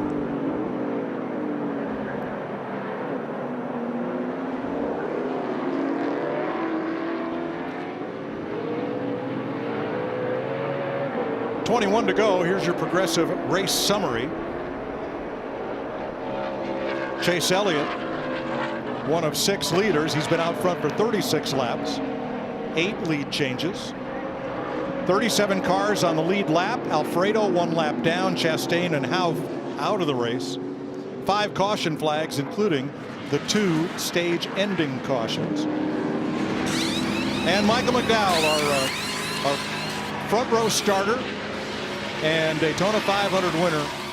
You know, in the wee hours of Monday morning, it completely escaped me that the Loves car won on Valentine's Day. Sure did. Oh, Joey Logano going wide. I don't know if there was contact there between he and Denny Hamlin, bringing Kyle Larson into the mix. You know, Mike, you mentioned Loves. I actually stopped at a Loves on the way home, driving the bus with the family to the house. I love activation. When you see something like that, a big win like that, the activation with the sponsor, the pride that they have in that, it was all over inside that Loves truck stop. Well done for Michael Mcdowell. Kyle Larson getting a little impatient here on Joey Logano. Going to make the pass. Or is he? Oh, yeah, that's going to be pretty easy pass. You see. I think Logano, he saw enough. You're faster, I get it. Go on.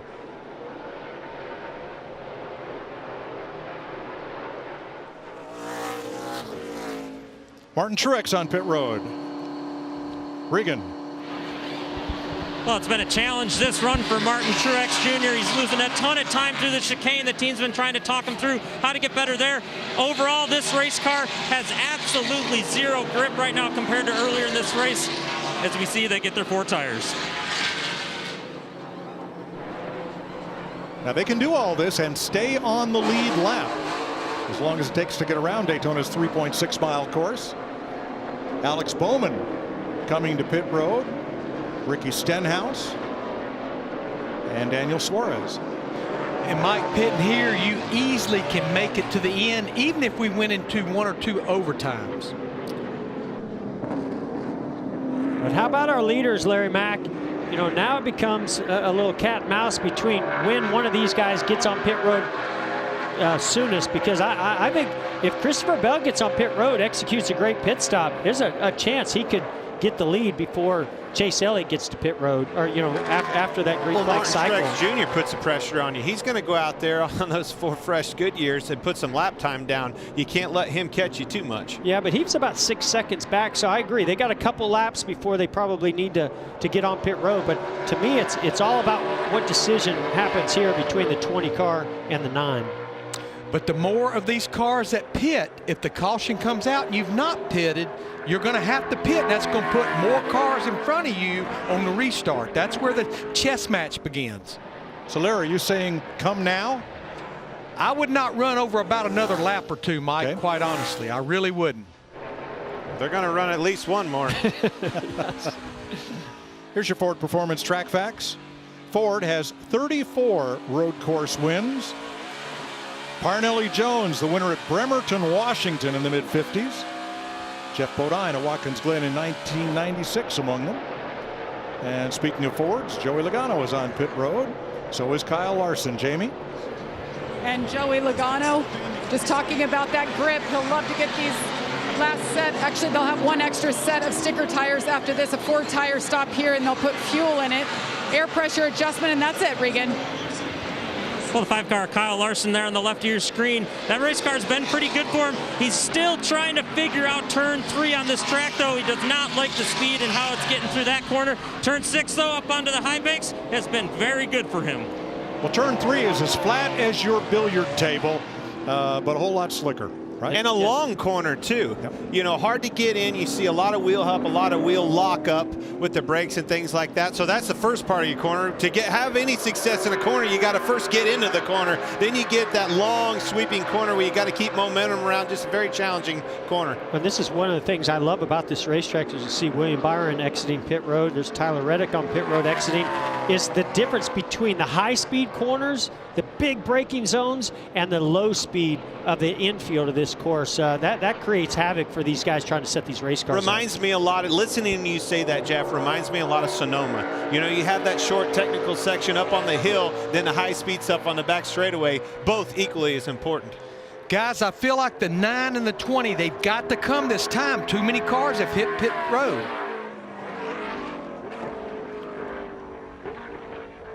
Into the front stretch chicane. Here coming to pit road. Right on cue, Larry.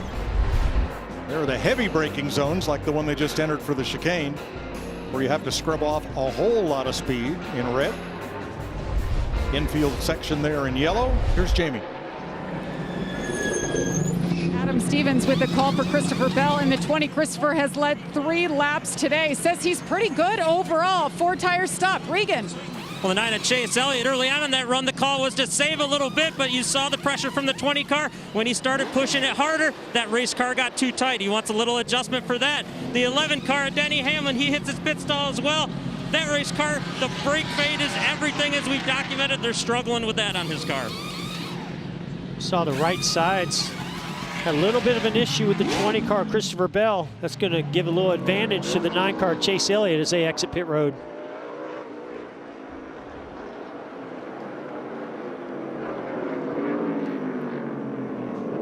Yeah, I was going to say, be a little careful. Cold tires. You see, there's that flat turn 3 we talked about, Mike. How little grip there is on that track. Real easy to lock the tires up on entry.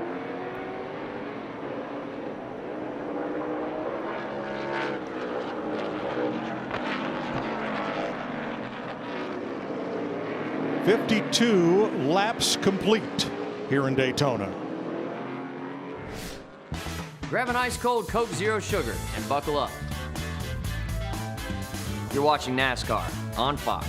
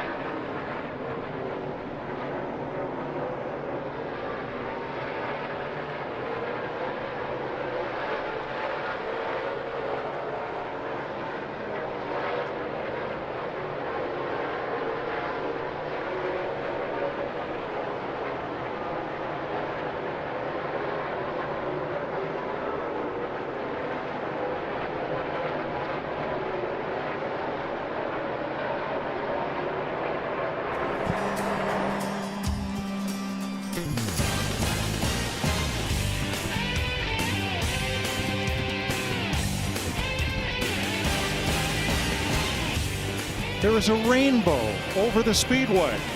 Why? I can't believe it.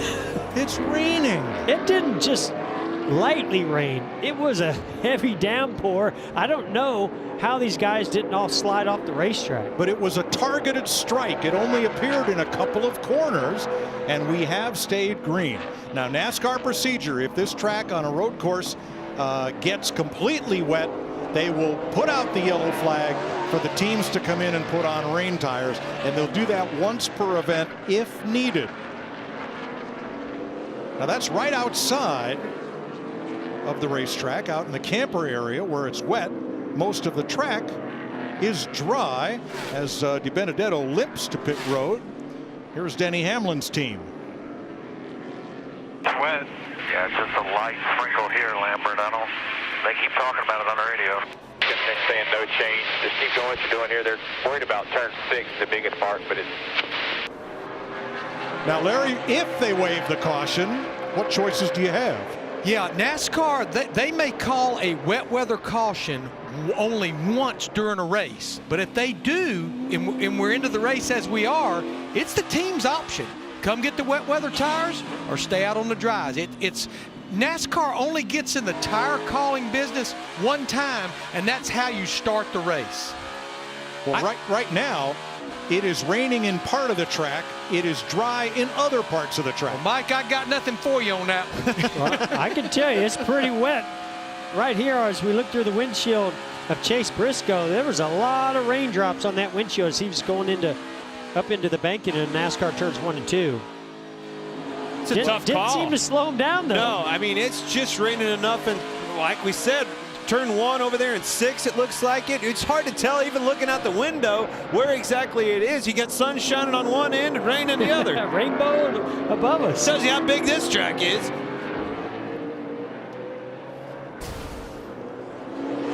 Well, they have defrosters and wipers at the ready if needed, and rain tires in the pits. You see the yellow Goodyear lettering on the sidewall of these slicks. Those are the dry tires. If the letters are white, they're on the rain tires with a full tread. And that was turn 5. You saw Chase Elliott locking up the inside tire. That's probably one of the wetter parts of the racetrack. Now here's the challenge. If you put on rain tires and the track is half dry, that's probably more difficult to manage those tires than if you're on slicks and the track is half wet. Oh, these tires are designed, they're very soft compound, and then you can see, they're treaded, right, to disperse the water. But if it's only a light amount of rain and the track's just barely wet, you don't want to put those rain tires on because they'll wear out extremely fast. And Matt DiBenedetto will go to the garage and join Ross Chastain and Quinn Houff out of the race. 15 laps to go. I think these are some of the most difficult decisions on pit road, but also some of the most difficult driving conditions because you have slick tires. You know this is going to be a quick rain shower. How do you not go off track? Oh, caution is out for rain. And this will be our 6th caution of the day. So, Larry, you got some decisions to make. Yeah, and this is the one time that they will throw it for weather, but it's totally up to the teams, Mike, if you want to come get these wet weather tires or you want to try to stay out there on the slicks. We're probably going to go back racing with somewhere around 11 laps to go, which is a lot of racing when you think about the length of this track. Talk about a make or break it decision here. Well, I don't see how you can come down pit road. I mean, it's wet, but I think this track is going to dry fast if it doesn't continue to rain. Now, next Sunday, the best season ever continues as the NASCAR Cup Series heads to Homestead Miami Speedway for the Dixie Vodka 400. The action starts with race day at 2 p.m. Eastern on FS1. Switch over to Fox for full coverage at 3 p.m. Eastern and catch the broadcast from anywhere on the Fox Sports app. You know, guys, to tell you the grip level difference between the slick, dry weather tires and wet weather, let's go back to the Charlotte Roval last fall. The track started drying up after they started in wet weather conditions. The 13 car of Ty Dillon came in and got those slicks. He was 3 to 4 or better seconds a lap faster than the cars that were still out there on the wet weather tires. Great point, Larry. Christopher Bell's strategy is this. So assuming we're going to stay here? I think it'd be hard to pit with 3 laps on them. What do you think? Yeah, I mean, I want to do what the field does. Yeah, me too. Do you know what the field's going to do? Well, I'm with you, Jeff. I like dry tires on a damp track a lot more than I like rain tires on a fully dry track. Decisions, decisions. With 14 to go in Daytona.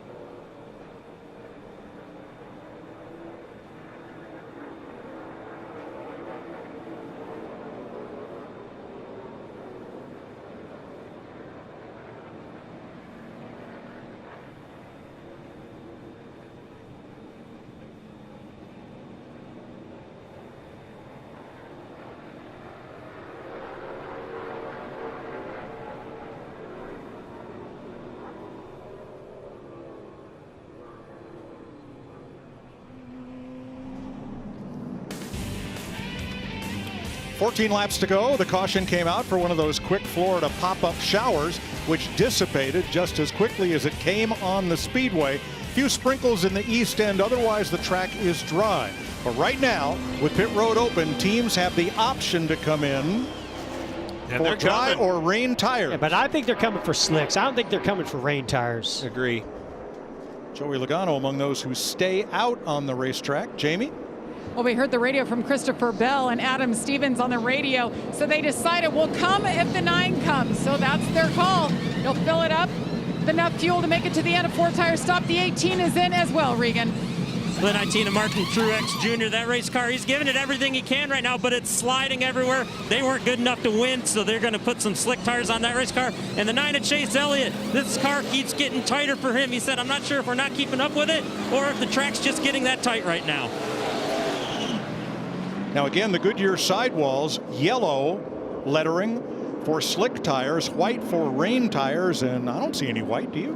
No, that's definitely slick tires. I think the track's going to be fully dry by the time we go back racing. But look at this race off pit road. Christopher Bell, Martin Truex Jr. all getting out. I think that Chase Elliott, it's hard to say where that camera line is at. It looked to me like he may have beat Larson, but our tracker shows Larson ahead of number 9. Guys, this track isn't near wet enough to put wet weather tires on. Not even close. Not even close. Thank you, Larry. This is when those drivers get paid the big bucks, right, Larry? That's exactly right. That's why I'm bald. Well, tires may not help Ryan Blaney. He has a long stop on pit road with the tires off, looking at the right front suspension, making a nose weight change, we are told. Here's your aerial coverage. Rain-free, provided by Goodyear. Drive always discovers possibility. Goodyear, more driven.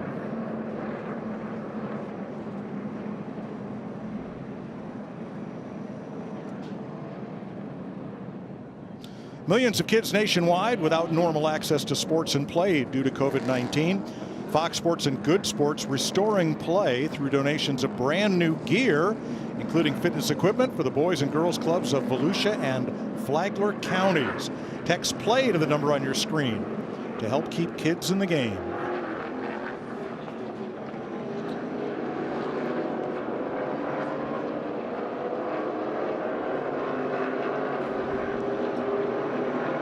.13 to go. And just as the caution came out for rain, both the rain and the rainbow disappeared. There's your Toyota Camry TRD pace car. Going to lead them back to green.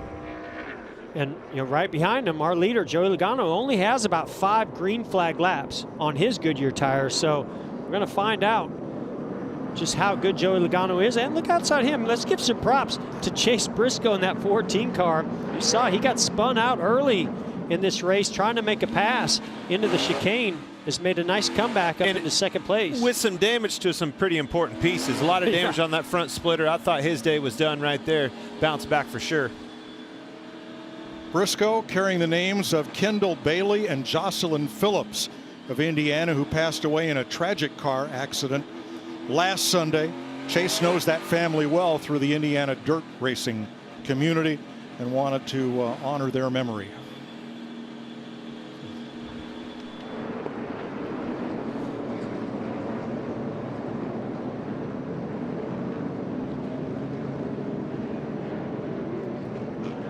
I think the biggest challenge I see for Christopher Bell, for Martin Truex Jr., Chase Elliott, these guys like Larson that came in and got tires, is trying to navigate through some of this traffic, especially all the action we've seen down in turn 1 where guys are locking up tires on old tires, getting 3 and 4 wide. They've got to first get through that before they can go chase down somebody like Logano or Briscoe. Agree with you 100%. Pay window is open, and these boys are going after it. Yeah, and they are only going to have 12 laps to do it in. And after the big day Brad Keselowski has had, he's in 6th place. I'm not sure his day is over yet, nope. Mike. His crazy day, I should say. We'll listen to TJ Majors, Joey Logano's spotter on this restart with 12 to go. Green, green, green. 1 outside the 14. 1.5 off. Fairly there to bumper. 1 backing off already right side 14. Fairly bumper. Still there. 1's right with you. Right side 14. Bumper. You are clear, clear, clear, clear, clear.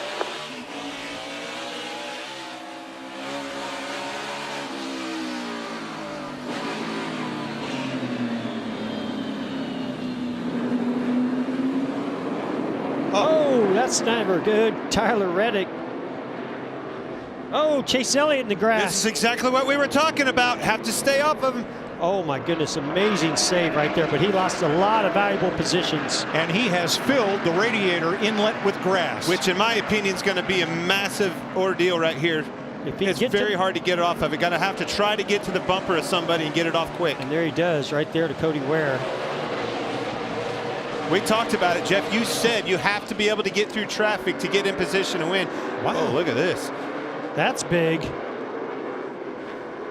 Tyler Reddick going to bring out the caution here. Man, I thought those signs were mean, but I didn't think they were that mean. This saved the 9 car. This was a help for the 9 for sure. All right, let's first take a look at what happened to Tyler Reddick. The AMR safety crew quickly on the scene, along with the Daytona International Speedway fire crew. You can see heavy damage there to the front end, so possibly got off track, got into the dirt. A lot of damage where it probably knocked off maybe an oil cooler line or something. For sure, folded the front end under, knocked the oil cooler line off, or broke the oil cooler itself. So we're going to see what happened to Reddick first. Watch the 8 car. He's wide already, 4 wide. And he had been doing this. We saw him do this in a race prior to this. Go to the outside, make a move. Well, that works really good until somebody doesn't want to give. Right there. Ooh, just like the 18 car early in this race, but much worse. I think a teammate may have run him off into the grass right there.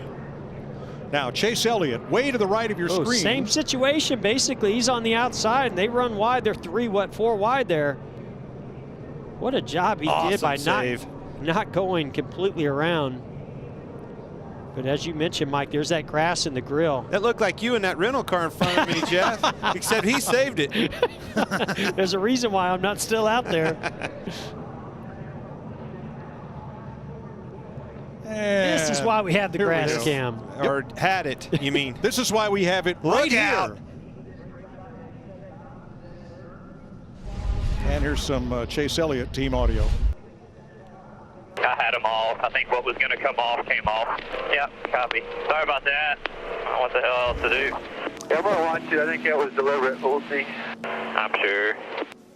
He's right. He got the grass off. That's the biggest thing for now, but massive setback for him. Yeah, I mean, he lost a lot of positions back in 14th. And I think what they're questioning, Corey LaJoie in the 7 didn't give him any room, but Corey had cars, maybe 2 of them, to his inside. Watch this grass come off there, the rear bumper of the 11. That's the wipe your nose play right there. That air just really gets spinning back behind that rear bumper, and it's amazing how well it can clean the grill. Vacuum. I think it's a chance. You got to stay patient here if you're Chase Elliott. A lot of racing is going to happen in front of you. I don't think the cautions are over. He's not out of this thing by any stretch of the imagination. If he wanted to wipe his nose, why didn't he just get up behind the... Nah. Too much? Makes sense. Makes sense. But Clint, the urgency is going to only get heightened with Chase Elliott of how aggressive he's going to have to be. Now, we mentioned Corey LaJoie was right alongside Chase Elliott. Here's LaJoie. And I didn't know the 9 was out there. He came around there so fast. Running your race, doing good, man. Way to stay up on it. Yeah, I mean, it's tough when those guys have old tires versus new. 11 laps to go. We'll take you, Fox, side by side.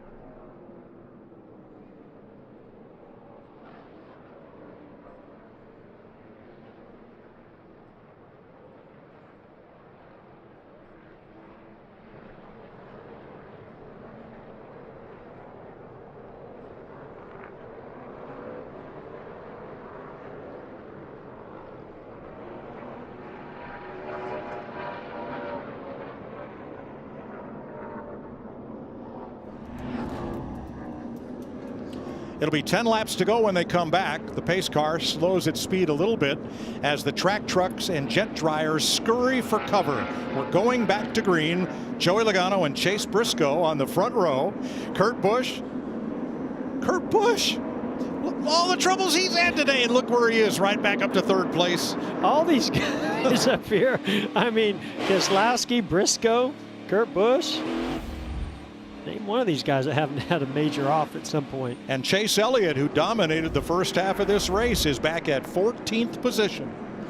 As these laps have wound down, we've run these caution laps. I'm telling you, this thing's fallen into Joey Logano's lap, possibly. Hey, that 14 ball's up there, boys. Hey, that's Clint's car. That's right. Well, it was. Chase Briscoe outside Logano for this restart. It'll be 10 to go.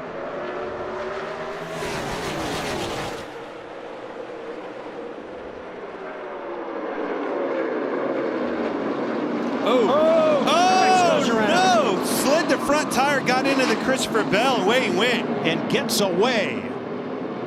Not everybody's so lucky. Justin Haley has to do a spin around at turn 1, but no caution. There's another one of our guys with new tires that you can take off the list.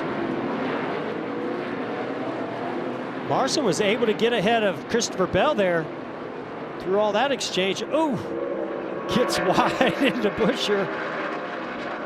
Keselowski on the outside for third. Big lockup.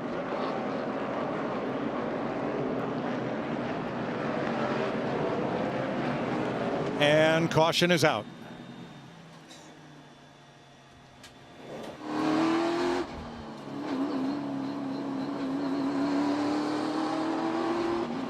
The hand signals say it all. Super bummed is what he is. Here's a look at it. Get pushed by Larson. Oh, he makes a late move to the 2. That's not going to work. Oh, he just starts getting loose. A wheel hop too. All the above. Just got in too hot. Yeah, and he got down that lower apron there. I'm wondering if that contributed to it.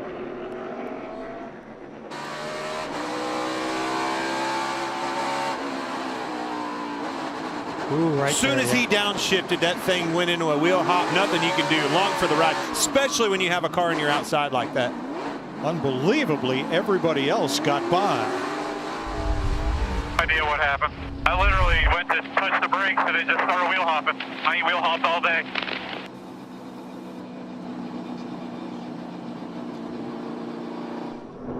Man, the two guys that we had our eyes on, that's what I love about road racing. Caution comes out, changes the whole complexity of this race. Corey LaJoie ended up in the turn 5 wall in the midst of all that. It wasn't off the bumper of the 9, was it? Well, you know, those guys made contact. I wonder if he had a left side tire going down.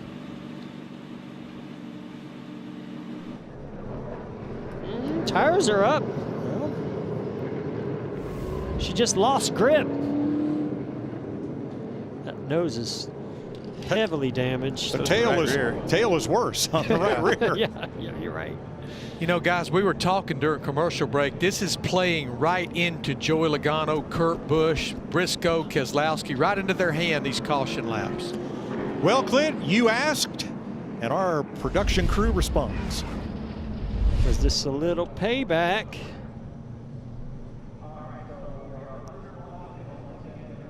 This is the exit coming off of 3.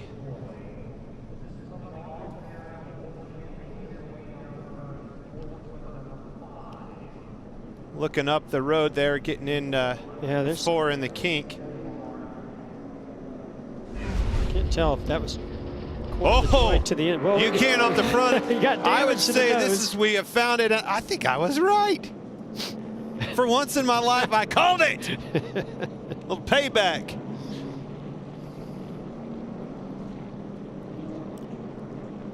There's enough damage there. That might affect the cooling of this car, too.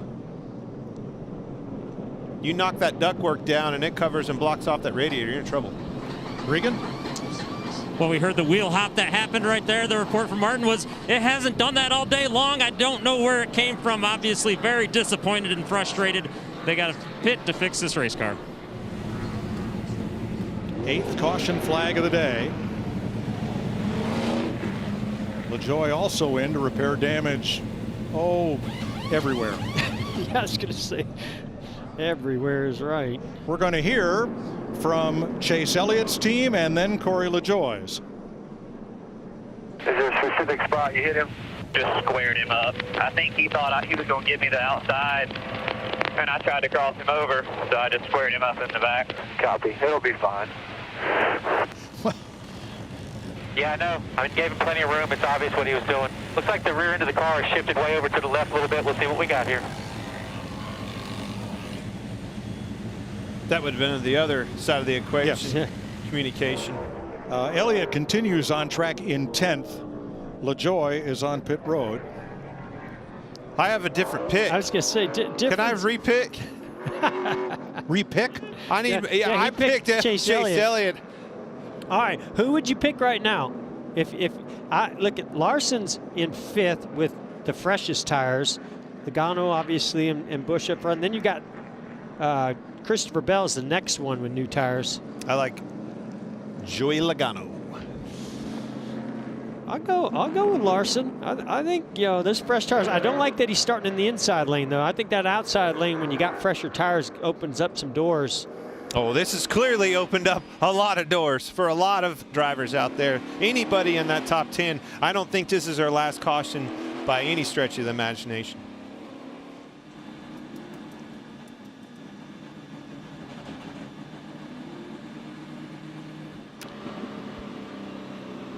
Well, guys, we've only run one race here, and it's hard to set a trend. So what I did is I went and looked at the 2 road course races from 2020, the one here, the one at the Charlotte Roval, and it happens in the last 7 to 8% of the race, which if you do the math today, somewhere around 5 to 6 to go will be our race trend of possibly the next caution. Well, let's recap for you. We're 9 laps from the finish here. Kyle Busch off in the grass on the right, so was Michael McDowell. Damage to both. And early pit stops for both who we expected would be contenders. Chase Elliott is your stage 1 winner. And for a while, he had led every green flag lap. After contact from Ryan Blaney, Ross Chastain got into the turn 1 wall, got it back around to the pits, but was unable to continue. Denny Hamlin, stage 2 winner, ahead of Kurt Busch and Joey Logano. In fact, Kurt will probably be on everybody's highlight reel for this, which dropped him from 1st place to 27th. But he has rebounded and recoiled and retaliated. You pick your verb, but he's back up to 2nd place. Chase Elliott makes quite a save here after contact from Corey LaJoie. And now we're ready to restart. It'll be 8 laps to go. Logano, Kurt Busch, Briscoe, Keselowski, Larson, Buescher, the top half dozen. Let's settle this. It was go time before. What is it now? Tires are good. Dig. Pressure on the bottom, no pressure behind. Still inside. May overdrive it here. Just be tight to him. Clear. All clear. That was all Tyler clear. Green, Got the Kurt Busch's spotter, as he emerges. It's like marbles falling through a funnel when you come out of turn 2 there. Well, some of them funnel, some of them go 3 wide. And a huge reason why I love this racetrack.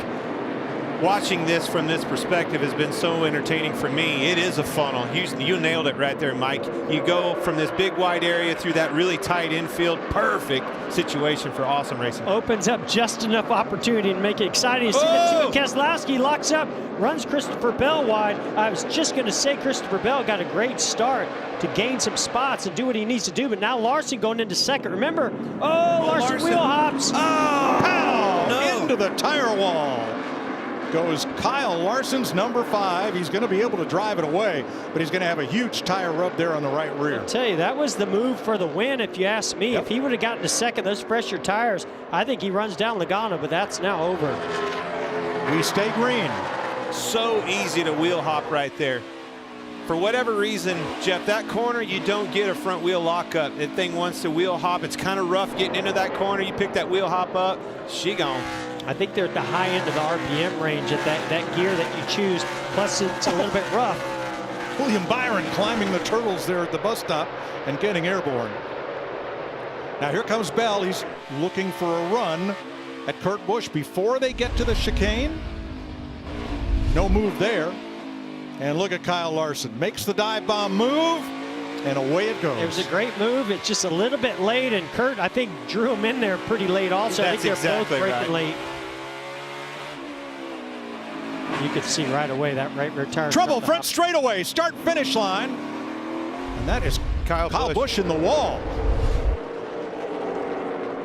No caution. Hard into the wall.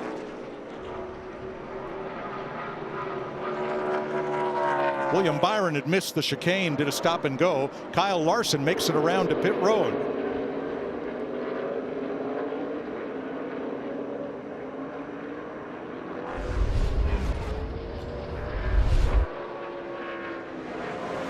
William Byron already missed the chicane. He had to stop, and then these guys are just getting crazy coming off of that chicane at the start-finish line. Boy, I thought Kyle pounded the wall, but that damage was earlier. Second place, Christopher Bell, Kurt Busch. Crossover coming right here. Tell you what, Kurt is fighting hard for this second position, making it very difficult.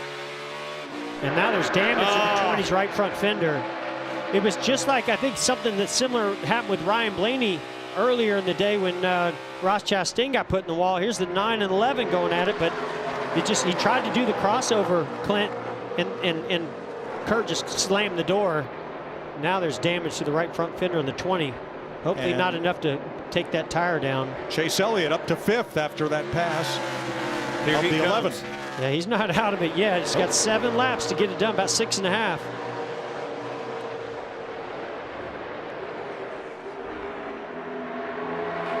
I tell you what, Kurt Busch is being ultra aggressive, fending these guys off, doing a phenomenal job, really. And helping Joey Logano out. He's doing a nice job up front. Big lock up there. That was Bubba Wallace. After the day they've had and the incidents they've been involved in, who can believe that Kurt Busch and Brad Keselowski are in 2nd and 4th place and challenging? I'm shocked. Whoa. And you just can't run side by side through that turn 2. 9 really pushed the 2 hard to get into that corner, forcing the 2 to overdrive it a little bit, sliding the front tires. Now will Brad run him wide here going into this kink? Gives him room. Got to make quick time here. Oh, Brad's off the track. No way he makes this corner. No way he makes this. Man, he made it barely. No. He is slid so. He's still on the track, but he lost the line in the middle of the corner. He's in position here, still in position. Boy, Chase is going to have to work a crossover here. And while that's going on ahead of them, I think Denny Hamlin made contact as he tried to do the crossover. And Chase ends up in the wrong place. Man, everything going wrong for Hendrick Motorsports right in the closing laps of this race. Kyle Busch has made it to pit road for a little body work and tires. 6 laps to go. And 2 of our favorites now have spun. Truex and the 9 of Chase Elliott. So he knows he's going to do the crossover, and Denny Hamlin just goes to fill that hole. They make contact, turns the 9 around. And I think Denny could see what he was going to do. Denny kind of checked up, but the 14 was there, all stacked him up, got into him, the rest is history. You could kind of see what was going on. We called the crossover. That's what he needed to do. That's just such a tricky corner. And Chase rejoins in 24th place. And Christopher Bell just not able to make that pass happen on 2nd place Kurt Busch. 5 to go. At the start of this race, Michael Mcdowell was seen to be a favorite. He had trouble right away. Here he is, 7th place. Well, and that's Michael McDowell's style. You know, he does it on the super speedways where he keeps himself in it. There's the pass for 2nd. Christopher Bell makes that nice and clean as they go through turn 3. But that's what Michael McDowell does, Mike. He's just so good at being there at the end and putting himself in position. And even though he had trouble at the beginning of this race, he's done a nice job recovering. This is where Christopher Bell's really going to have to focus hard, hit his marks, get everything he can get out of that race car. I still think there's time, but he's going to have to go. Whew.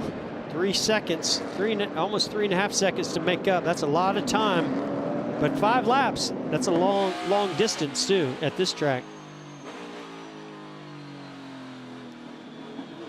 Chase Briscoe trying to hold off Alex Bowman for 10th. And Bowman gets by on the bottom. Haven't heard a lot about out of Bowman today. You saw damage to the nose, but you see a lot of oil right there on his tear off out of somebody. Down on the apron. I don't know if that works. Oh, the hood. I would say that oil you saw was coming out of the 14. Now the hood's blown off of it. He's in bad shape. And a few more pieces here and there. A little more casual contact. Guys losing all their patience. That's out the door with 5 to go. And all their parts. Been watching Bubba the last several laps here, really having trouble with wheel lockup. Be interesting to see. I think the fluid was coming out of his car. I think it's probably overheating with all the damage on the front. Oh! Then the hood blows off. You ever had that happen to you, Clint? I've never had that happen. I was worried. You can obviously still see. Yeah, he doesn't have any problem seeing. No. The arrow is somewhat compromised. I don't see that thing staying like that for long. Tell you what I see. Christopher Bell was his second. Took a second off of Joey Logano for the lead right here. I tell you, the roof cam can't see anything. No. Austin Dillon on pit road. Trouble on the right rear. Going to be a long stop. And well, I guess that meets the NASCAR rule. He does, after all, have a hood attached. And Kyle Busch has cut down another tire. He limps back to pit road. Looks like one of those tents I've seen out in the infield. Got some tent poles, a little shade. That was power steering fluid from Chase Briscoe. That's his problem. Well, that's one of them. 2.5 second lead for Joey Logano. Christopher Bell, Kurt Busch, Brad Keselowski, and Denny Hamlin.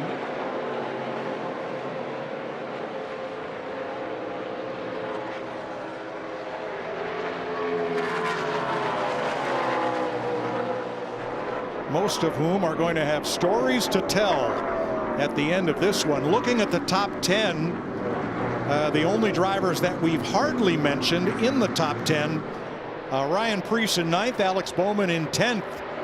Both driving pretty much error-free races, and not much to mention there. And Kevin Harvick, who has very quietly come to 6th place. That's what champions do. That is by far the cleanest race car on the track. I don't know. The left side's got a little damage.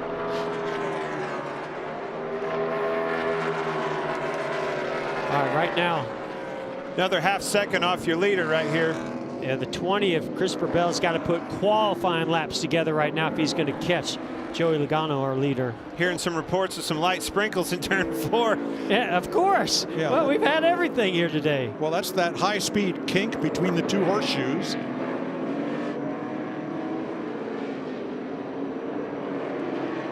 Oh, Bubba. Some issues. That turn 1. And Chase Briscoe has finally come to pit road.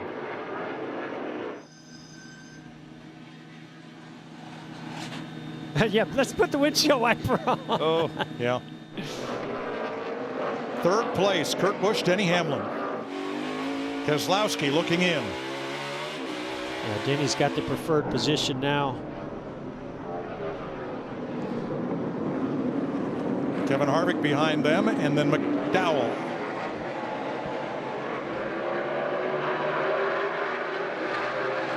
Two and a half to go. These cars are 6 seconds off the lead. Always getting closer. He's getting close enough he can force some pressure on him, maybe make him, have a mistake. That's probably what it's going to take.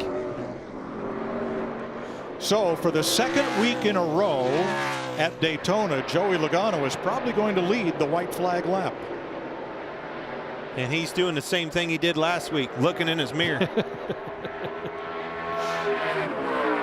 And this time hoping nothing is too close to it. So crew chief Paul Wolf. There's no question he's going to catch him, in my opinion. It's Joey Logano isn't easy to pass. He's going to make it very difficult on him. It's going to be interesting here with 2 laps to go. Well, we already saw, I think, if Christopher Bell could have done anything is maybe been a little bit more aggressive with Kurt Busch trying to make that pass happen, maybe forced his way through there because he would have gotten to Joey Logano much sooner. Now it's going to be sort of a desperation move, and will he be aggressive enough to move Joey Logano if he gets there? Well, he's going to have the opportunity. And if he does, Denny Hamlin's in the stealing seat right where Kyle Busch was in the Busch Clash, sitting third, far enough back that if the leaders have trouble, he won't be part of it, but he could capitalize. You see that, Clint, the drive off going away from the 22 car, Joey Logano. We saw the 20 of Christopher Bell really gain on him on the exit of turn 3. If you're Joey Logano, you got to be careful. The thing I've seen the most out of him and his teammate Brad Keselowski is locking these front tires up, getting into the corner. Well, make sure you don't make a mistake and hand this thing to him. And some of it, I'm seeing some raindrops on our camera. Oh, he got loose right there. Oh man, they're both sliding. Yeah. I think it might, not only his tires worn out, it's a little wet down there. I agree, because the 20 car took off with the front end as much as the 22 spun the tires with the rear. Bell has a run off NASCAR 2, and at the end of that back stretch awaits the bus stop. There's the break, exactly like the 12 car had in the Busch Clash. Ryan Blaney had a struggle, could not slow the car down, gave the 9 car Chase Elliott an opportunity last lap. So that's metal on metal under braking for Joey Logano. Man, the same block. This might be way more aggressive a block. He's there. Christopher Bell is there. What's Joey going to do down here in this chicane? Oh man, I think he's got him. No, not so. Does. Logano doesn't have the brakes to hold off Bell. White flag, 1 lap to go, sponsored by Credit One Bank. And Joey Logano's saying, what do I got to do? He's going to show Christopher Bell. You can see the brakes just glowing red hot on the 22 car. Missed the corner right there. It's smoking as well. Them brakes are hot.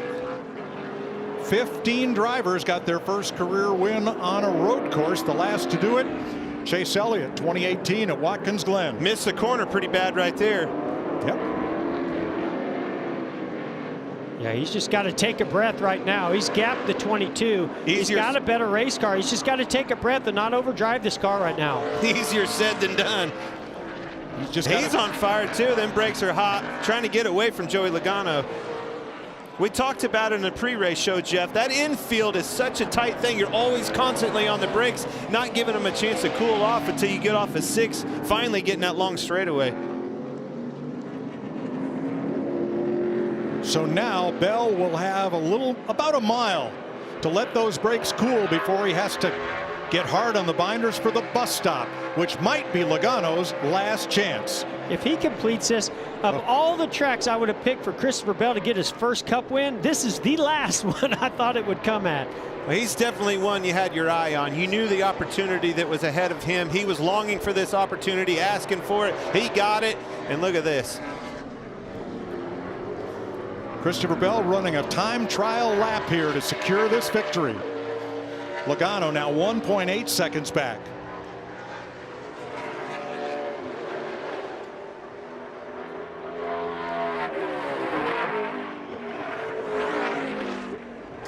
Adam Stevens on the pit box for Christopher Bell, who comes out of the final chicane, and in his 38th start. Good job. Christopher Bell scores his first career win, and it comes on the Daytona road course. Oh my God. Thank you guys. Great job, Adam. Great job, Hickory. Holy smoke. I'm so proud of you, Christopher Bell, the work you put in. Proud of all you guys, the work you put in. It's going to be a fantastic year and many more after that, man. Proud to tears, man. Proud to tears. No burnouts, I hate to tell you. We got to save that motor. No burnouts. Oh, My first win, no burnout, Jeff. Hey, man, take that trophy. Well, they have to use that engine in, what, at least one more race this year. I think everybody knew it was just a matter of time before this young man went to victory lane, moving over here to Joe Gibbs Racing. Team prayer. It's going to be an easy flight home for old Coach, huh? Took all their money this weekend. And what a weekend for Toyota. Ben Rhodes, the Camping World Truck Series winner, a team that switched to Toyota this year. Ty Gibbs, last night in the Xfinity race, Joe Gibbs' grandson, victory lane in his first ever NASCAR National Series start. And now, Christopher Bell with Adam Stevens and crew going to go to victory lane at Daytona. We've all, as dirt racers, have watched this kid win in dominant fashion on a dirt track. I knew it was only a matter of time. When you heard about him getting in this 20 car, I said, look out. Come on over here. Make sure you're not in the grass. It's So pretty wet. talented. So talented, this young man.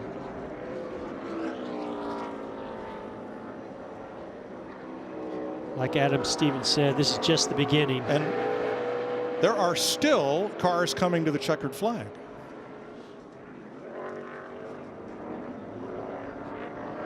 That is not Barney, our iRacing flagman, but boy, he's had a workout today, and well done.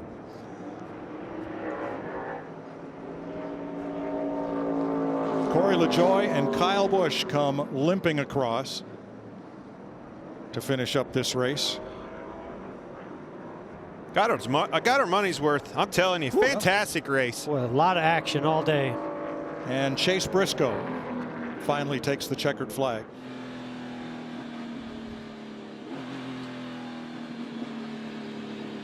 That had to be a workout, not just for the drivers up front, but for all the drivers that had issues on the track, off the track, contact, some casual, some destructive. What a day. I mean, I don't know a single driver out there didn't have a lockup at some point, in the grass at some point. No doubt that was a lot of work.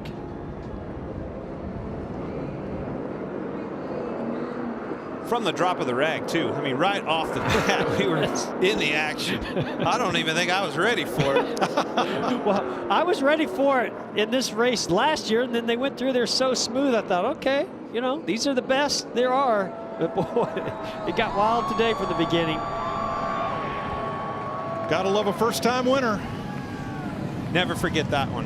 In his 38th career start.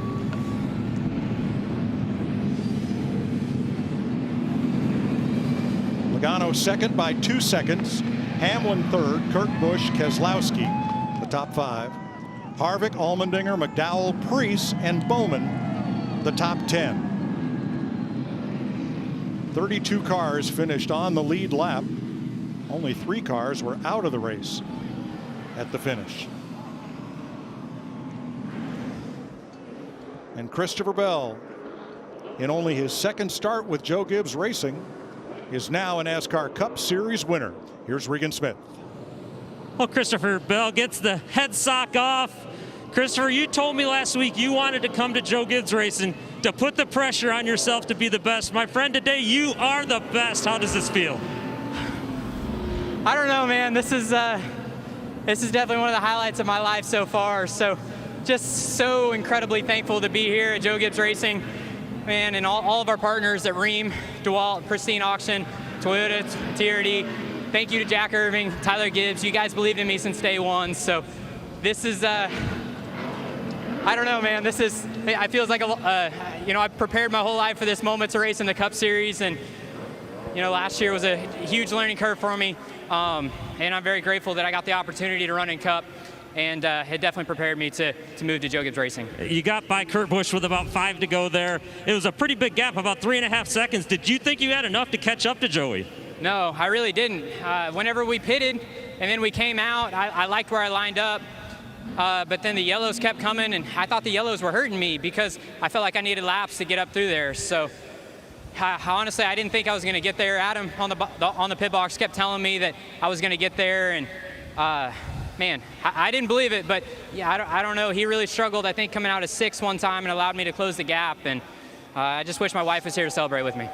Christopher Bell, first career win on the Daytona road course. Christopher Bell will head over to victory lane with his first career Cup Series checkered flag.